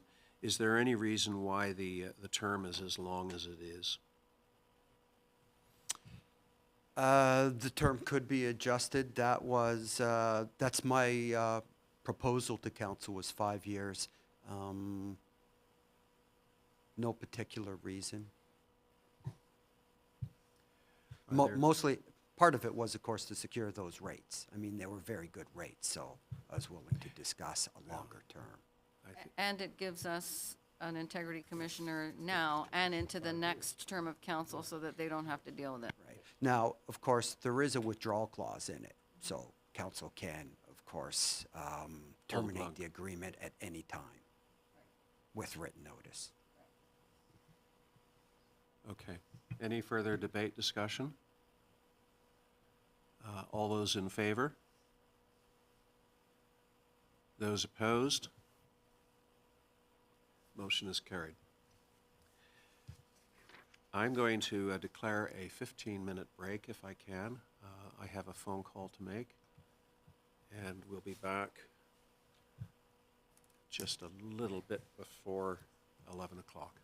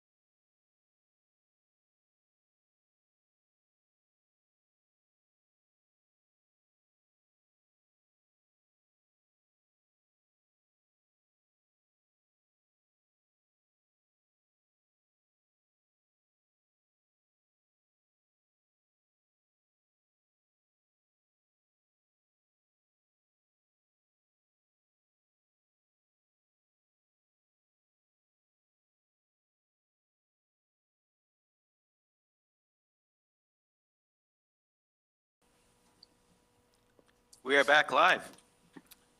Thank you, everyone. Next item of business is a DEI committee resolution advice having to do with a brochure. Who would like to speak to this?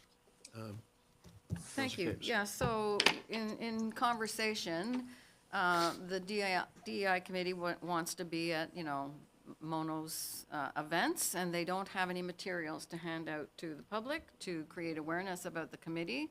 And so it would be a great thing to have, so that when we're out there and all the other committees have their tables and the other community groups have their tables and they have something to hand out, then the DEI committee will have something to hand out.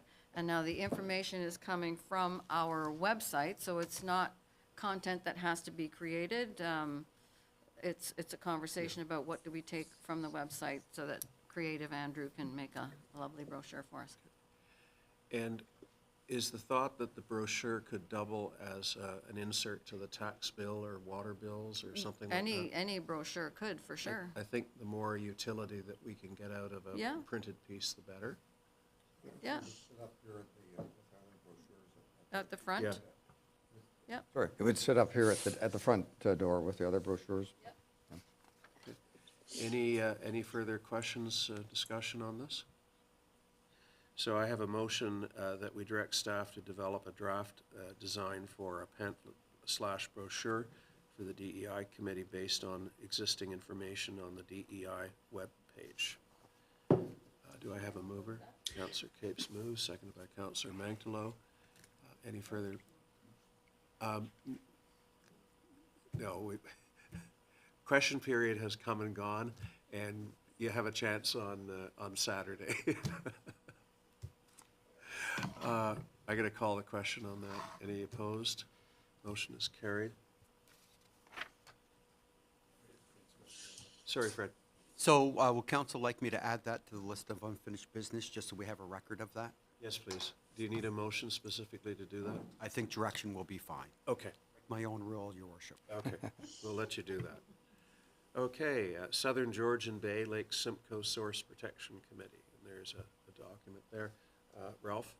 Thank you, Your Honor. I think that this is a good committee that we should be represented in, and we have one member of our council here who's been involved with water for as long as There's been water. and I think he'd be a very good candidate for this. So I'd like to recommend that Mono nominate Fred Nix, and this nomination that's the end of my nomination. But just to pass this on, then this nomination will then go to the to Novasago Valley Conservation, and then all of the directors will vote on this. Any thoughts, Fred? I appreciate Ralph's confidence in me. I will confess that looking at a 5-year term makes me a little nervous, but. Oh, I see. My guess is that you're Melinda can't hear you. Okay. My guess is you're completing the term. Oh, well, then that makes it a bit easier, and there won't be as much of an argument around the dinner table tonight. I'll gladly accept the nomination. Thank you, Ralph. Melinda, did you want to address this item? Nope. Okay. So I have a mover for Fred Nix, a seconder. Councillor Capes. Any further discussion? All those opposed? Seeing none. Congratulations, another water committee. Thank you, Fred. Thank you. Excuse me, your worship? Yes. In the prepared motion, there was a second half to that motion, because there is a requirement for council to also appoint an elector on behalf of the town.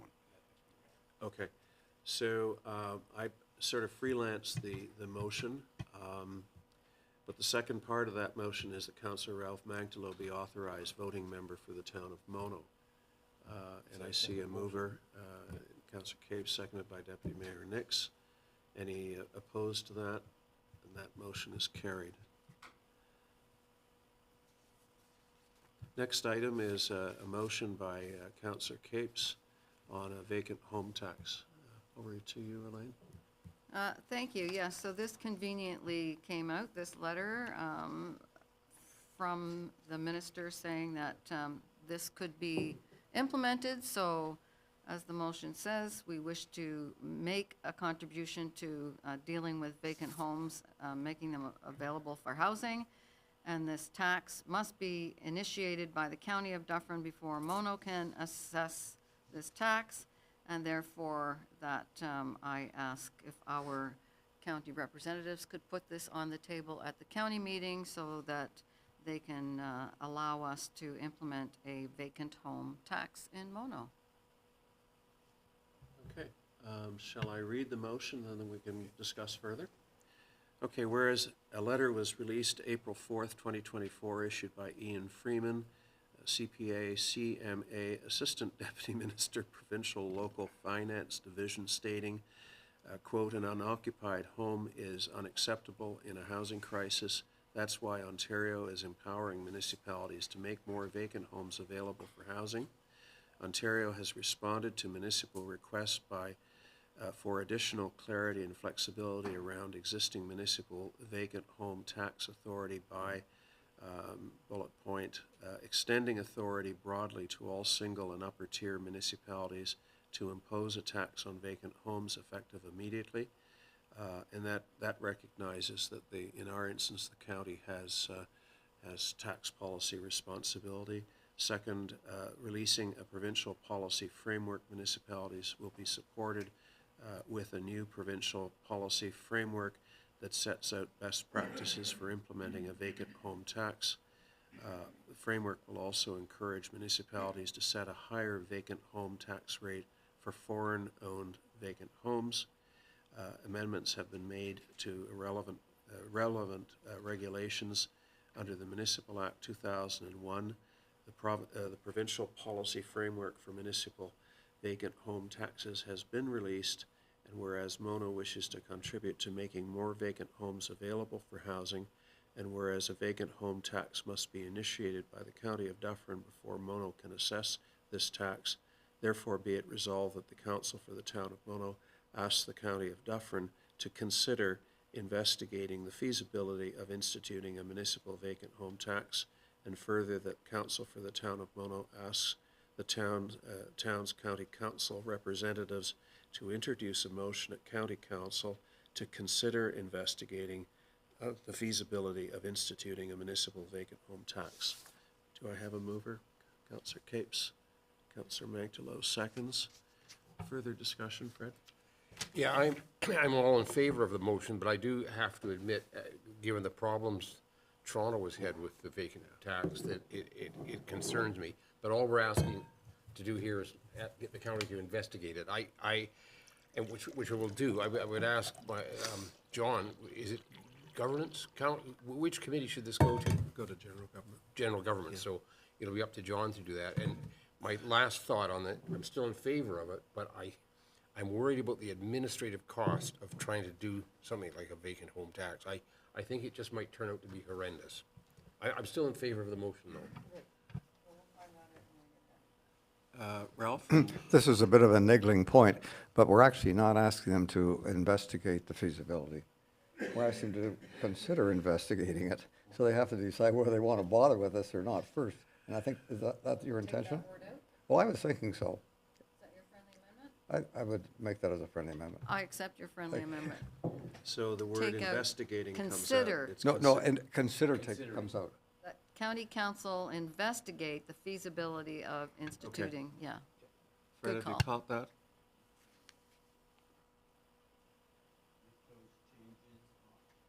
Made those changes on the two phrases where it appears. Should read, ask the County of Dufferin to investigate.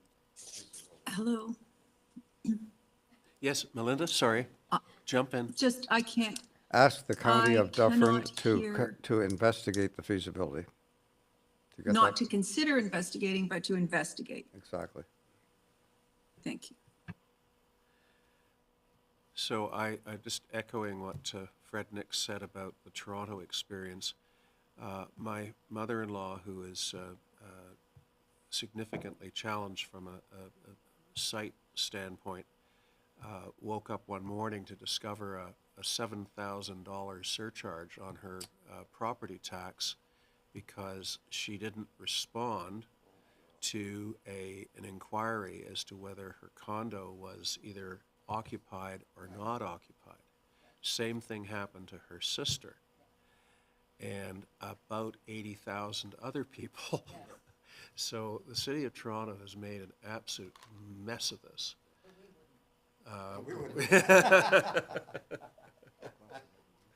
So, you know, I don't see any harm in looking into it, but I personally have some concerns about the complexity and the fact that Toronto has really done itself proud with the way in which they've implemented this is concerning. Councillor Capes. Well, really, all we want is the county to say, yes, we can have a vacant property tax, and then we can take care of implementing our own bylaw on our own process according to the wonderful framework that's going to be available. Yeah. Well, and I don't know how much guidance that framework gives us. Les, is it like other provincial guidelines? Not that I'm being cynical. It would be somewhat confusing, but basically, as far as the guidelines and the way this is going to be set up, it's going to be county-driven. They have to set up, and it has to be county-wide. It cannot be per municipality. So this may be DOA.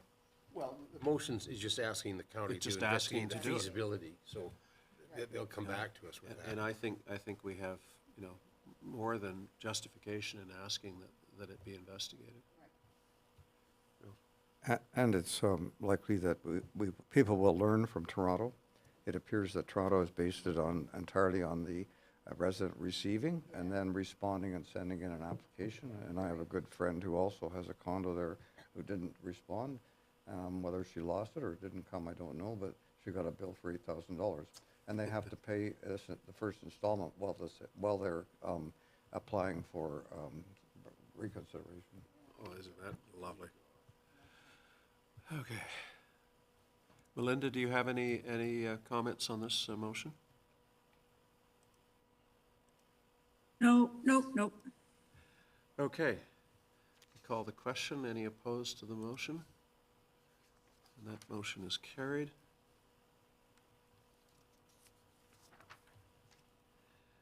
Now to Schedule A. I have a motion that we accept Schedule A to this agenda.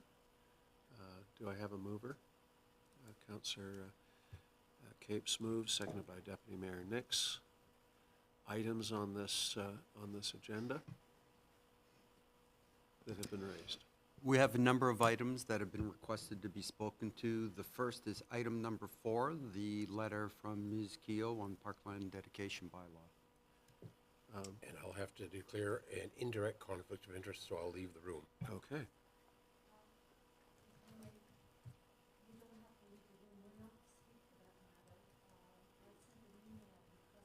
But we may want to speak to the matter. Yeah, that's.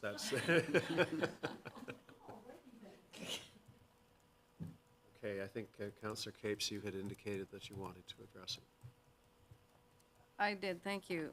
So I just want to say, first of all, that I am very grateful when we have citizens come forward and ask questions and want clarification, because I think that's healthy, and I appreciate that. And it gives us an opportunity to then have an open dialogue so that everybody has the same understanding and that we can create that understanding together. So having said that, I just wanted to talk about information that we've maybe not had all of the information about parkland dedication and our bylaw and things like that. So as far as I know, we have not approved the waiver of the parkland fee to That's the correct. Bruce Trail. So I just wanted to make sure I understood that. We did follow the process for reviewing a bylaw, and I know that other citizens had asked that question and were given the answer about how we did that work, and we were transparent, that we did put this on the agenda, and that it was reviewed and received and voted on and recorded votes, et cetera, et cetera. So we followed correct procedure.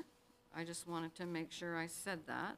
Some of our bylaw changes with it concerning zoning requires that there be a statutory public meeting. This is in public when we look at other bylaws that don't have that same regulations around them. They go on the agenda. It was on there several times, and so it was public. The fee of 5%, the fee of 5% says that it's initiated in 2003. It may have been by provincial regulation through the Planning Act, but what was really the question was the $2,500 flat fee, because I believe we can adjust that. I would ask the treasurer if he can correct me if I'm wrong. We can make that adjustment, yes. Right, so we cannot adjust the 5% or 2%, that is in the Planning Act. Correct. But we can make adjustments to the flat fee if we see that that's warranted. So I know there's a potential loss of $1 million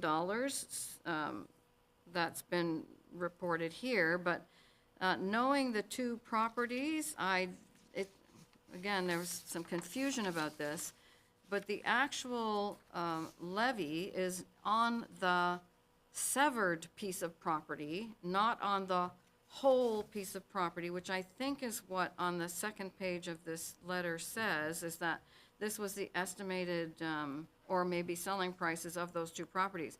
That's not where the 5% applies. It applies to the severed piece. So there is a piece that is 22 acres, and the severance on that, now I'm going to have to find it in my notes, equates to, I think, 50,000, 75,000, something like that. I did have the number, now I can't find it. So it is on the 22.7 acres, and I used $200,000 per acre. The other home is on 5 acres, so the grand total would be $125,000 on the two severances that are before council. The other thing, too, is for development charges and for this parkland dedication, it is related to growth, and it is related to, it's a tool to create new parks or purchase land for growth. It is not for severance of a property that already has an existing home on it. Now, albeit the existing home on the 22 acres is a building that has not been inhabited for some time, but that is actually on the heritage dedication list, and we are designating that home because it is one of the few remaining two-story stone houses. It has significant value for that.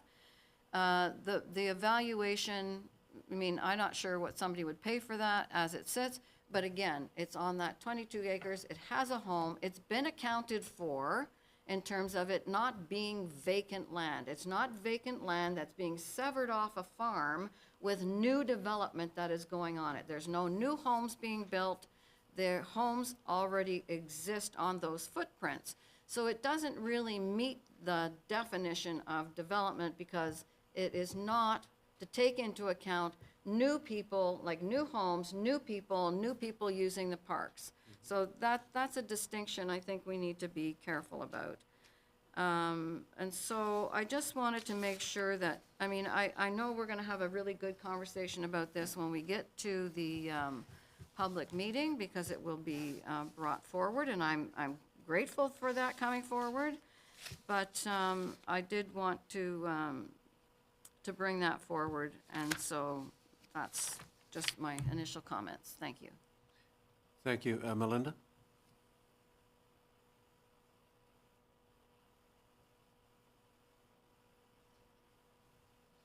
You're on mute. You're on mute. Mute. Oh, she can't get it off? Yes, I was Oh, there she muted. is. There you go. So thank you very much, Elaine, for itemizing out some of those things. I disagree with a few of your interpretations of development and such. But as the councillor who's quoted, and I said it because I believe it, about the close to $1 million, a 20-acre lot with a home, and again, this will come up first since there's a push to designate this house.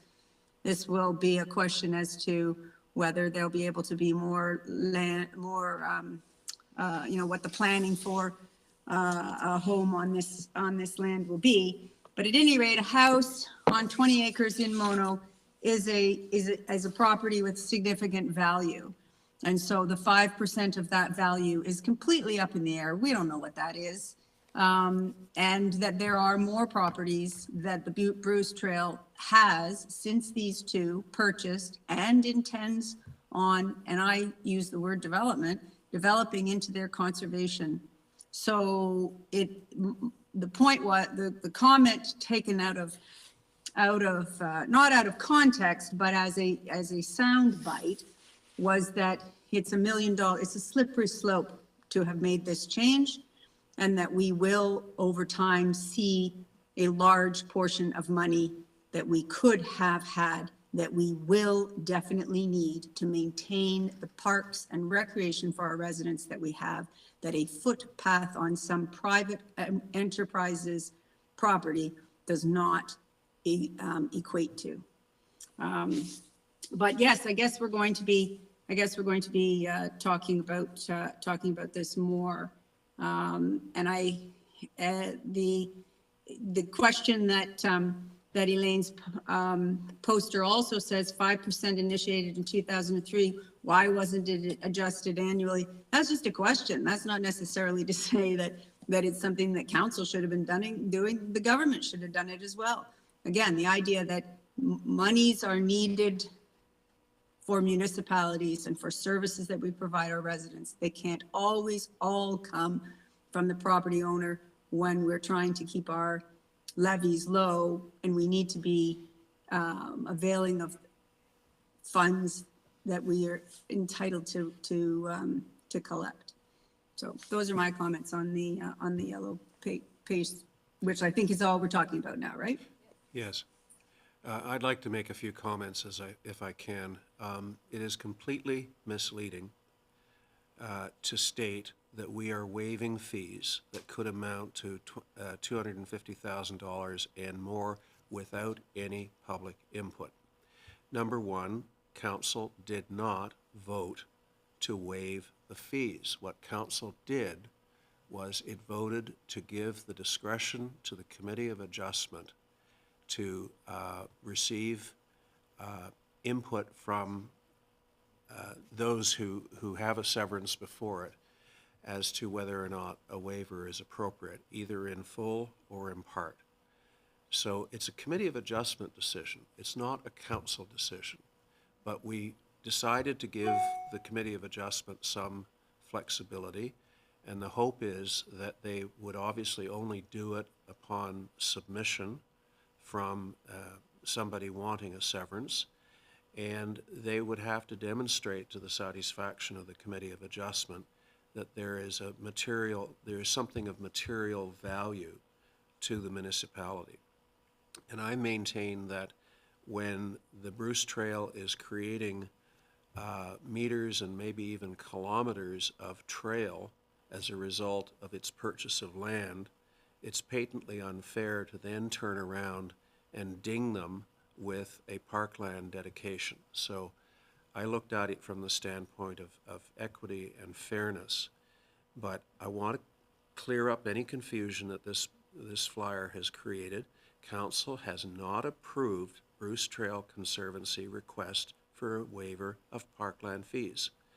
At the last time this was discussed in council, we made it very plain that the Bruce Trail had gone back to the Committee of Adjustment with a request, and that it was my anticipation that they would not act on that immediately, and lo and behold, they have not acted on that immediately.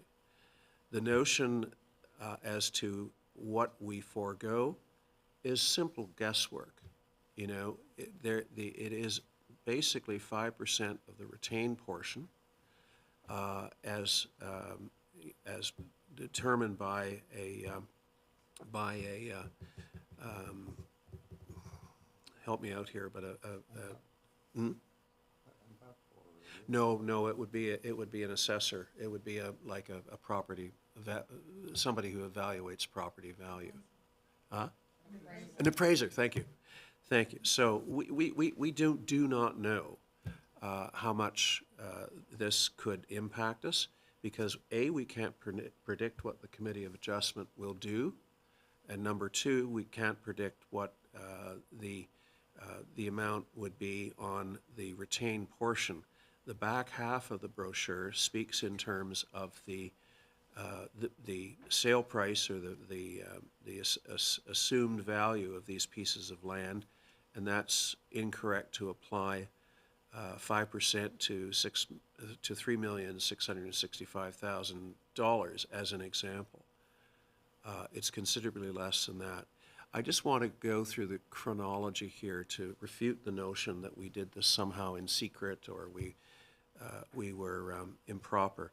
I find it interesting that when we agree to disagree or we disagree with something council has done, there's something nefarious behind that, and that we did not act openly or with transparency or accountability. However, when we do something that people agree with, we're the bastion of democracy, and we are transparent, and nobody has an issue. Just to look at the sequence of events here, February 27th, Bruce Trail leadership appears before council to request a waiver of the parkland dedication fee. There was a 4-0 recorded vote on the proposition that we ask staff to come back with an amended bylaw for consideration. That decision was well described in council highlights, which is our method of communication to the residents. My understanding is that just under 500 people subscribe to and receive council highlights a few days after the meeting. March 12th, council considers an amended bylaw and it passes again on a recorded vote 3-1. Again, this was reported on our website in council highlights, and I believe there was some media coverage of it as well. Next occasion, March 26th, the issue arises in public question period with concern expressed that Committee of Adjustment may take up an application for a waiver at its next meeting. I indicated that my understanding was that they would not be doing this, and that is precisely what has happened. In other words, there has been no waiver of any monies whatsoever for parkland dedication. That is an issue for the Committee of Adjustment in the future. So I just want to put on record that we have followed the rules appropriately here. There's been lots of publicity about what we've done. We are going to have an open mic portion of the forthcoming town hall meeting. I'm sure it will come up at that meeting and look forward to it, but please argue it from the standpoint of accuracy. That's all I ask. And then we can agree to disagree, and maybe some minds will change, but the flyer is with respect, is not helpful. Mayor? Yes. Mayor, could I just, I mean, the town council has the right to amend its bylaws and set its bylaws, and we have a Committee of Adjustment as our appointed committee. So to say that this is now the Committee of Adjustment's problem, it's because we passed the buck to them. They came with a question to us in your chronology there, and it was clear that because of our previous bylaw that said they shall charge the 5% on the assessed value of the severance, And they were confused about, and that this is the issue, is whether the Bruce Trail, when you say in fairness, whether the Bruce Trail is providing parkland for our residents, and I say no, you say yes, there we disagree. So but that was what the question was. The question was that they had to, and so they were asking us to clarify that. But instead of clarifying and again, we had a 4-0 vote to look at perhaps making an amendment. Not that we wanted 4-0 vote that we wanted to amend it. I voted because I didn't want to hold up information gathering, but I in no way felt that this bylaw needed to be amended. So we amended it. We amended it so that all we did was dump it back in there. We didn't make a decision. I think That's the chronology. well, That's the here's clarity. the reality, and that is, council is not its own committee of adjustment. So when Bruce Trail, let me finish. When Bruce Trail came to ask for a waiver, we responded appropriately by saying the only way that is possible is if we relax the wording of our parkland dedication bylaw to give the Committee of Adjustment flexibility. And that's what we ultimately decided to do. So we as a council cannot waive that fee. The Committee of Adjustment, it's not that we dumped it back in their lap. They always had it from day one. They have a standard 5 conditions that they apply to severances. And one of those, historically and correctly, has been the parkland dedication. One small thing about that, suggestion made that the $2,500 amount should be up for reconsideration. The application of that is extraordinarily rare, and it's usually when somebody's trying to clean up small boundary issues. And there's no point going to the appraised value. It's easier to default to the dollar amount, and I can think of a couple of examples in my memory. As to the issue of where does one see parkland dedications made most frequently, and that's when you get a developer. And the developer wants to drop 149 houses on a property, and obviously nobody is talking about waiving the condition in instances like that. The motivation, at least my motivation, was that here we have an organization respected that is creating open space trails that they maintain. There is no cost to the municipality, and that I think they deserve credit for that and not asked to make a parkland dedication over and above that. But again, up to the Committee of Adjustment, presumably on application by the entity requesting the severance. Well, right, but by our bylaw amendment absolutely indicates this particular entity and other ones. So, at any rate, The bylaw, I guess we could keep debating. the bylaw adopts the language taken straight out of the official plan. And the official plan, in fact, acknowledges the involvement of the Bruce Trail in the town of Mono. In fact, it contains a map showing the Bruce Trail trails. Map is somewhat out of date, but the reality is that the recognition for the Bruce Trail is already in concrete as set in the official plan. And all we did for certainty was to use the language from the official plan in the amended parkland dedication bylaw. Right, which it could have in order to really give the Committee of Adjustment the leeway and the discretion and the decision-making power that you indicate that we gave, that you think they have, been given, we should have left it as looser language. Like you say, the language in the bylaw had said shall, which was very firm, and we wanted to give them some leeway. But now what we've done is made your opinion very clear. And parkland and recreation for the residents of Mono and a trail owned by a private entity on their land are completely different things. And so a developer, he's developing land. It's a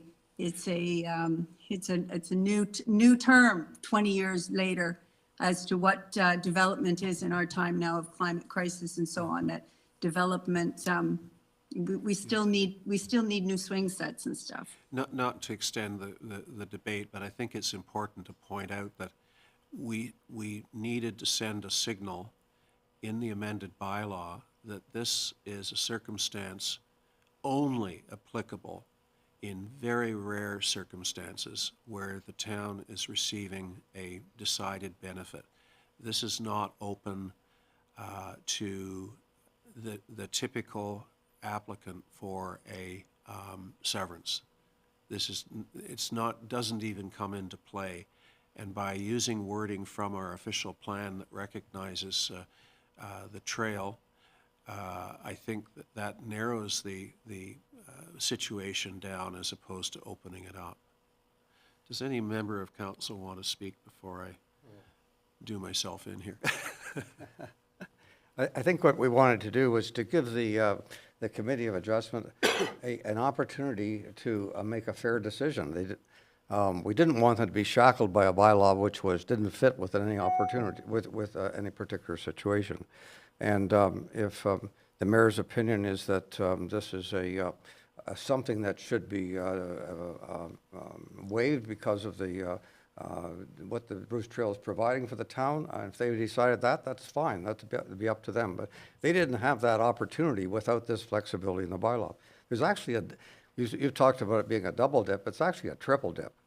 As our treasurer has indicated, most of the parkland dedication fees are applied to open or empty properties, just a piece of land. They're not applied to a piece of land with a building on it that increases the value maybe 2 or 3 times. So we would be really going after them very, very unfairly if they were to make a decision of 5% on the total a piece of property, including the house and the property, because that's not usually the situation. So in summary, I think we've given them good flexibility. They can make their own decision based on what they think is the right thing to do. And I just add parenthetically, if we don't like their decisions, we can appeal them to the Ontario Land Tribunal. Ironically, the Planning Act uses the word may insofar as a municipality's ability to collect a parkland dedication. It doesn't say shall. Our bylaw said shall. So our bylaw was already out of sync with the wording of the province's Planning Act. Anything further? Or it was some foresight on the part of the people in 2003 to know that the world was going to be changing and that you may have a large corporate entity come in and buy up your land. Maybe. Okay. Moving along on our Schedule A. The next item to be addressed is number 6, the Treasury Board's note on Community Emergency Preparedness Grant. And I just wanted to pull that out to say congratulations to our Rosemont Fire Department in receiving this grant money, and that's great work that they've done. So that's my comment. Terrific. I echo that. Fred? Yeah. Wait for Deputy Mayor next. I think that's Yeah. what that was. Sorry about that. Yeah, that's okay.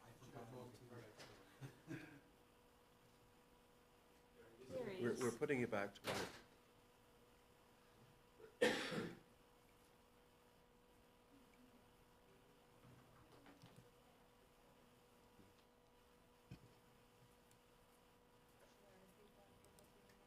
Yep.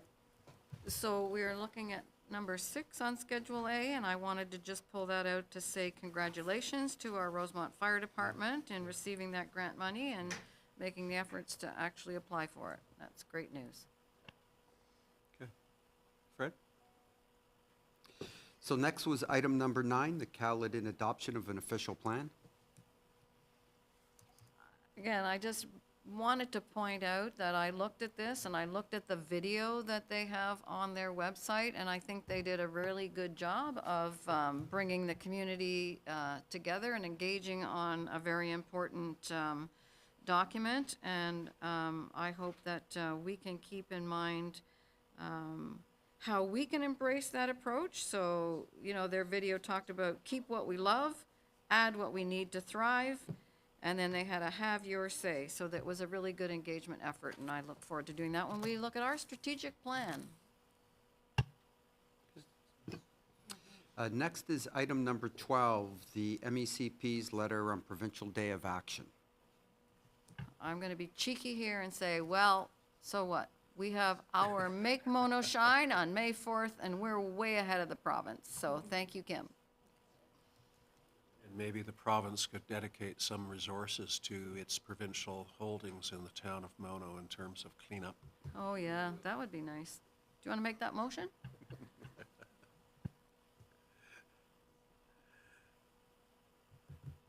I'll So save that for next another was day. item number 15, the resolution from Peterborough on the jurisdiction of Ontario's Ombudsman. Right, thank you. And what I would like to propose is that we support a motion calling for the Ombudsman's office to be open and transparent and provide investigation particulars. Like, I don't want to agree with the whole motion that they've got there, but I think just simply saying that we would like, when asked, because it suggests that we don't get this information, maybe we do, but we don't get it. No, the Ombudsman refuses to inform a municipality on the details or even when an investigation is done unless they publish a full report. If they receive an investigation and do one that doesn't include a full written report, keeping in mind in the last 10 years they've only produced about half a dozen written reports. Yet last year, Mona was noted for 1, and the year before for 3. We have absolutely no idea what the circumstances of those were, because it's the Ombudsman's policy. They will not disclose that to a municipality. And I believe that's the gist of this resolution. Right, so I don't support that as being open and transparent, and if they're the Ombudsman's, they should be open and transparent about what they're doing. And I think maybe they need to redact some of the information to protect the innocent, but I believe that we should also make a call for the Ombudsman's office to respond. Ralph and then Fred? So for clarification, Fred, the only thing we get from the Ombudsman is their final decision. Is that right? Nope, you're sorry, no, what we get is in their annual report, a note of how many investigations there were. That's it. Now, we might be able to allude if the investigation included contacting a member of staff, and that member of staff happened to mention it, we might be able to guess. But otherwise, there's, at the end of the report, there's a list of every municipality and how many investigations. So we see that number, and that's all we know. Your comment on further? Yeah. I think this brings up the issue and why we won't be, why this motion will not be fruitful. The number of investigations that the Ombudsman does is quite vast, and they're not going to put out an individual report on each one. Anyway, that's just my guess. Well, maybe not an individual report, but to release the materials, the particulars, if asked. And I don't think that's unreasonable. Fred? Yeah, I just have more of a question than really any strong thought on it. What if some of these investigations are sparked by, let me just say, the crazies, and the ombudsman investigates, and it just isn't worth publishing anything about it because it's just some resident with an axe to grind. do we need, I'm asking this as a question, do we really need to know that? I personally would like to know what things are going to the Ombudsman's office from our municipality. I might think learn that's something. helpful information if we, you know, are serious about making sure that we're being equitable and listening to our citizens. And how do we listen to that if we don't even know what it is? But that's the ombudsman's job, and if he or she investigates, and there's no issue, then what do we need to know? Again, it sounds like I'm disagreeing with you, but I'm asking this more as of a question. Anyway. I think the bigger Can I- issue is it clearly Melinda, sorry. Thank you, Mayor. Just before you speak, I mean, I think that the Ombudsman, it's a special situation. And that I think in order to have it so that both people who are,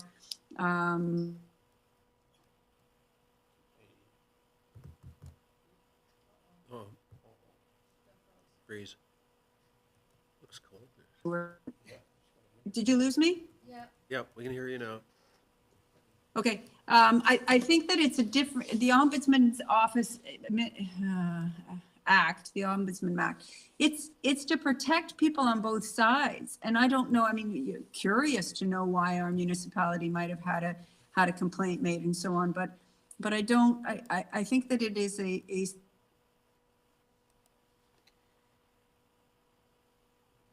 situation to be protected. I mean, if it's been abused, which I gather there's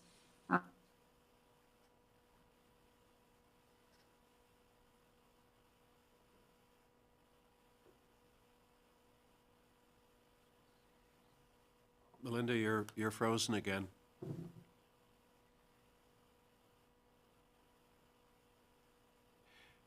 If I can just make one observation, when the Ombudsman Act came into effect, and a very prominent lawyer by the name of Arthur Maloney was the first ombudsman, it was intended to be the last resort. They would regularly turn away complaints where the person had not availed themselves of all of the opportunities to express a grievance or a problem. In other words, if somebody had a grievance to the way they were being treated by staff, in this instance, in a municipal instance, they could come before council.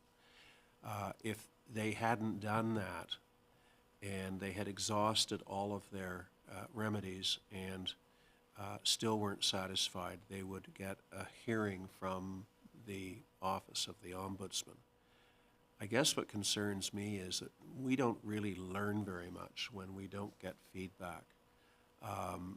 And it's not clear to me that people looking at those, say, three complaints that Mono got in a given year, the reason that there's nothing published is effectively they're without merit. If they were with merit, then you would presumably see a report. Am I not correct on that? No, they very selectively choose when to create a report. The ombudsman may very well not take a complaint or determine that it's not valid. But if they take a complaint and achieve some sort of satisfaction for the complainant in the ombudsman's eyes, that doesn't generate a report. They only generate reports on very significant issues that they think have bearing province-wide. Okay. Hence why there's only been half a dozen reports in the last 10 years. It's like the Supreme Court of the United States. If I may, what I would recommend, if council has concerns about endorsing Peterborough's resolution as it's written, that council doesn't try to create one on the fly here today, because clearly this is an issue that council believes takes some further thought and consideration, that maybe a resolution come back at a future meeting that council has had an opportunity to consider the specifics of that resolution. Okay, let's, are you agreeable to that? Okay. Anything else, Frank? Melinda, you're with us now. Did you have anything to add? Thank you. No, that sounds like a good idea, Mr. Simpson. So the next item was number 16, the resolution from Hastings County regarding sustainable infrastructure funding. Right, and, you know, I support this, and I think a call for equitable funding for small rural municipalities from our federal and provincial governments to support our infrastructure costs that cannot be covered by the 9 cents we get from every dollar is a good call. So again, I don't know if we support the motion as was submitted by them, or if we, again, bring this back for a motion of our own to send to the governments and ask them to give us more money. Yes, go ahead. Yeah, I think the motion's a good one. I don't know whether it's going to make any difference, but the more noise we create and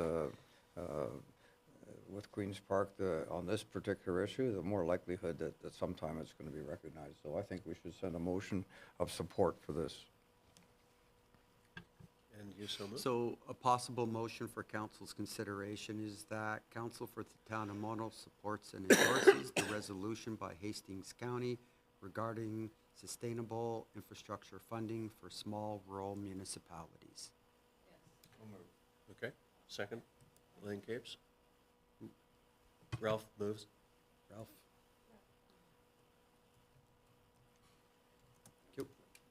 Any objections? Motion carries. And that was all the items from Schedule A brought forward. Okay. So we have, we still do, your worship, have the passing of the resolution on Schedule A. It has been moved and seconded, but wasn't voted on. okay, any opposed to the motion on Schedule A adoption? Seeing none, motion carries.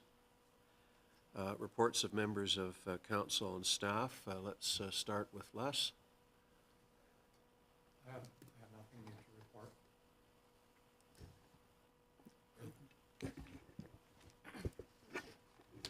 Thank you, Your Worship. I have a couple of things to report to council this week. Excuse me. The first that I wanted to bring forward on behalf of myself and our Director of Public Works, who is presently attending workshops, is the current request from the Bob Miller Contour Adventures Group to run a, excuse me, an event in Mono called the Storm Adventure Race. And this is a race that is a canoeing, cycling, and hiking race. It has attracted approximately, last week when we spoke with the event coordinator, Mr. Bob Miller, they had 540 registrations for it, and they felt that they were more than likely going to cap registrations at 600. The date of the event is May 25th, running approximately from 8:30 a.m. to approximately 5:30 p.m. And it is a event with fundraising. They will be doing some fundraising throughout it. And this year, they're going to be giving all the fundraising amount to the Friends of Island Lake. So it's not a new race. It is one that has been in a number of other counties. Last year being, it was run at Albion Hills very successfully. It is endorsed by the Canadian Cycling Association.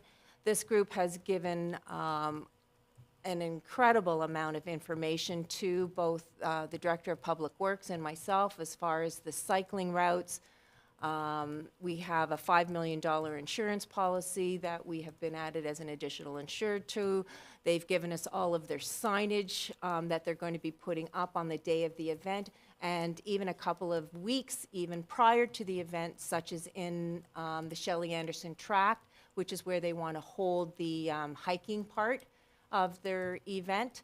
I have to say that they're probably one of the best organized event holders I've come across. So the date of the event is May 25th. We just wanted to let council know about it. and that they have certainly dotted all the i's and crossed all the t's to hold this event.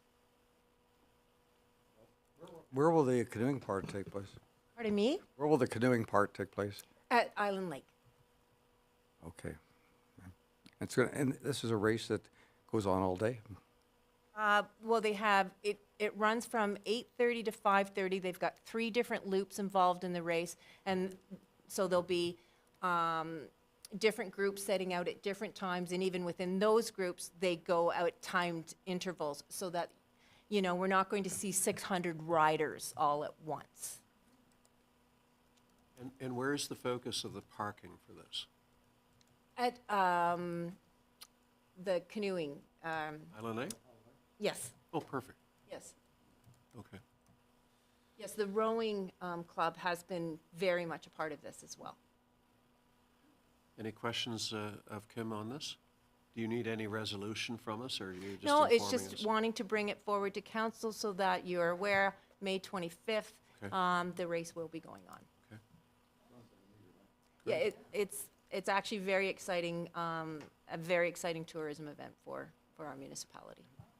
Yeah. And those are your matters? Nope. Oh, go ahead, go ahead. The second is just a reminder to council that on May the 3rd, Friday, May the 3rd at 12 noon, we're going to be holding the recognition event for the grant that we received through ICIP for the tennis courts at Lynn Gibson Park. We do have ministers that will be in attendance for it, as well as our local MPs and MPP. And so if you could put it in your calendars for 12 noon. I know the time was changed to accommodate some of the minister schedules. So next Friday, a week this Friday. Okay. Okay? Just done. And last but not least is just to let council know that last week I did attend the Parks and Recreation Ontario conference and exhibition. It was fabulous. I haven't been there in 5 years due to COVID and a couple of other matters. It was sold out. We had over 750 delegates at this conference, and we discussed matters from volunteerism to equitability to inclusion. And one of the big things that we talked about too was the Building Homes Faster Act that has been put through from our province, and the reduced amount of parkland, and just incredibly how important it is for people such as myself to advocate to you and to our residents how important our parkland is, and that it is truly a social experience. And I just wanted to give you one little fact, if I can find it here. It's that they say that right now we're living in an epidemic of social isolation and loneliness, and that a park is one of the major spots that a person will go to for social activity or for just to get away and to think their thoughts through. And this social isolation, this epidemic, is worse than smoking 15 cigarettes a day. So just kind of wanting to get out there. I came back very, motivated and really wanting to push forward how incredibly important our parks are, and to thank all of you for recognizing that and what you've done for this department. Thank you.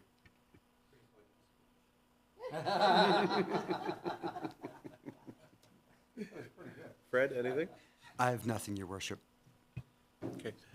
I do have something for you, and I've given you sort of a heads up on this. There is a serious trash, garbage problem developing on Airport Road in the vicinity of the 15th Side Road. It does not appear to be an occupied house. It just appears to be a garbage dump in the making. And I know that BYLAW is all over it, but it is very concerning, and it seems to be getting worse almost on a daily basis.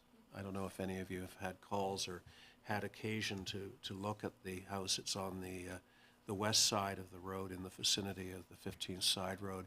It's an old brick house very close to the road, And if you look especially into the backyard, it is just unbelievable. Oh, you mean that Victorian house? Yeah. I'm sorry, Mayor, what was the area? 15th and what? 15 Side Road and Airport Road.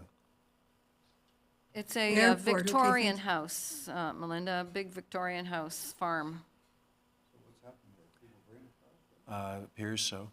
And Well- somebody's certainly using it as a place to put, refuse and It had garbage. been for sale, but then it was taken off the market, so I don't know if the person who Well, was living there is trying to like, track down some of the particulars Yeah. having to do with the house, and I'll leave it to Mr. Simpson and BYLAW to follow through. But Yes. for the benefit of anyone watching, it has not gone unnoticed. okay, great. Okay, so members of council, Melinda, do you have anything to report? No, just that we're going to be doing our Make Mona after we dedicate the Lynn Gibson Park on the Friday. It's Saturday, May 4th, which is just coming up, is our Make Mono Shine. So we're hoping everybody comes out, and I guess you can avoid that house on Airport Road. We don't need you to collect all that garbage there, but there's lots of garbage around in the roads. Blowing wind is taking all of those empties, and we're hoping everybody brings them over to Mono Center for a fun day. Excellent. Thank you. Thank you. So I did attend the 236 First Street ribbon cutting, and I can tell you, I have never seen that many people show up for something in this county. Both sides of the road were full of cars. All the parking lots surrounding were full of cars. It was great, and there were lots of local residents there, I made sure. And people are very pleased with what's happened there, so people should be moving in now, so that's a good thing. Could I just add to that? Yes, Because, and I don't have all the numbers, there's 27 units? 27, The county is actually running taking 10. responsibility for 10. for 10 of them. And I'm not quite sure how that works, but the county will be putting people in those 10 units. And these would be people off the BLD list, something like that. By name Great. list. Yeah. Yeah, so that's a good thing. The other thing, I did come and attend the Sikh flag raising ceremony that we had here, and that was very good, very educational. I met two, town of Mono neighbors who are Sikhs, and invited them to our DEI committee meeting, and so that was good. And I learned a lot about bracelets that the gentlemen wear, the iron bracelets. They were originally there so it protected them against swords when they were, back in the days using swords, but the iron is absorbed into the body to give them iron, so they're never iron deplete. And anyway, it was pretty interesting. So that was good. We had our DEI committee meeting, and you saw the minutes. And I attended county council in the mayor's absence. So that's what I was up to. I won't say anything about that. Fred? Yeah, just a couple of things. One, which I had mentioned to Fred and Kimberly before, but I want to say it now so it's out publicly. Frank and I look after a section of the Bruce Trail. I'm allowed to say this. I'm not trying to influence your decision on Bruce Trail, okay? And we got a phone call 2 days ago, or an email. Someone was jogging between the fourth and the third line, and when they went down the hill at the fourth line, there was a dozen or so people down there in the woods, not on the trail, digging trilliums. Of course, yeah. They let us know about it, and I have in the past phoned the OPP, but by the time we got the information, this is a day and a half after the event, and there's just no way you can get up there and stop them. But I just put that out there that if any residents of Mono see someone digging trilliums, if there's time to get the OPP there, please do it. The other event I was going to tell you about, and I'm a bit delinquent here, but I attended a Credit Valley Conservation meeting a week ago, Friday, and I didn't get my report written in time to get it included in Schedule A, but it will be in the next schedule. In particular, it's important because we had our annual summary report on source water protection, and I'll go just beyond what my report's going to say here for the public. There are some problems, and one of the problems that I see is the province is simply not funding source water protection group agencies, which are conservation authorities, with enough money to do the work we're supposed to do under the source water protection plans. You'll get my full report in the next attachment A, but I just wanted to put that out there about the provincial funding. The CVC, it's the Credit Valley, Toronto Region Conservation and Central Lake Ontario. That's the group that was reporting. I think they have 2 employees for that whole massive area, and their work plan is up March this year. They put in a work plan and a budget to the Ministry of MECP, Environment, Conservation Authorities and Parks, and it was turned down. It was too much money. So, you know, drinking water is important, and we're trying to implement the plan that was adopted more than a decade ago, and we've still got ways to go, and one of the problems is funding. And we're under all that development pressure, as is every other municipality. The only thing I have to report is I think I'm caught up. At least I am until I'm not. And I'll pass it over to you. The Pollinator Garden is embarking on a sort of a marketing campaign, I guess, let people know that we exist. And today I left our new poster up at the town desk there, and it's actually going to sit on the desk. And we have some pamphlets as well, which are going to be in the pamphlet box. We've attended 3 different meetings, including the Horticultural Society meeting at the Ag Center. And each of these, we've had a table or part of a table, and some of our members have been there handing out the new pamphlets and talking to people. So it's an effort to let people know that we exist, and if we don't know you exist, you can't come and make a visit there. And I've had comments that, well, I didn't know that place existed, and it's been around for 7 years now. So we're just working on that. Good. Thank you. Finished. So the end is near. Notices of motion. Any notices of motion? Councillor Capes? I'd like to give a notice that I'll be bringing a motion to the next meeting, picking up on what one of our residents brought forward to ask the question about, and that's to ask for more funding for our conservation groups so that they can do the work that they do and they don't have to go and, you know, reinvent themselves into event centers. So it will be along that lines. Thank you. Okay. Yes. Your Yes, Worship, Melinda. I believe Councillor Davy has her hand up.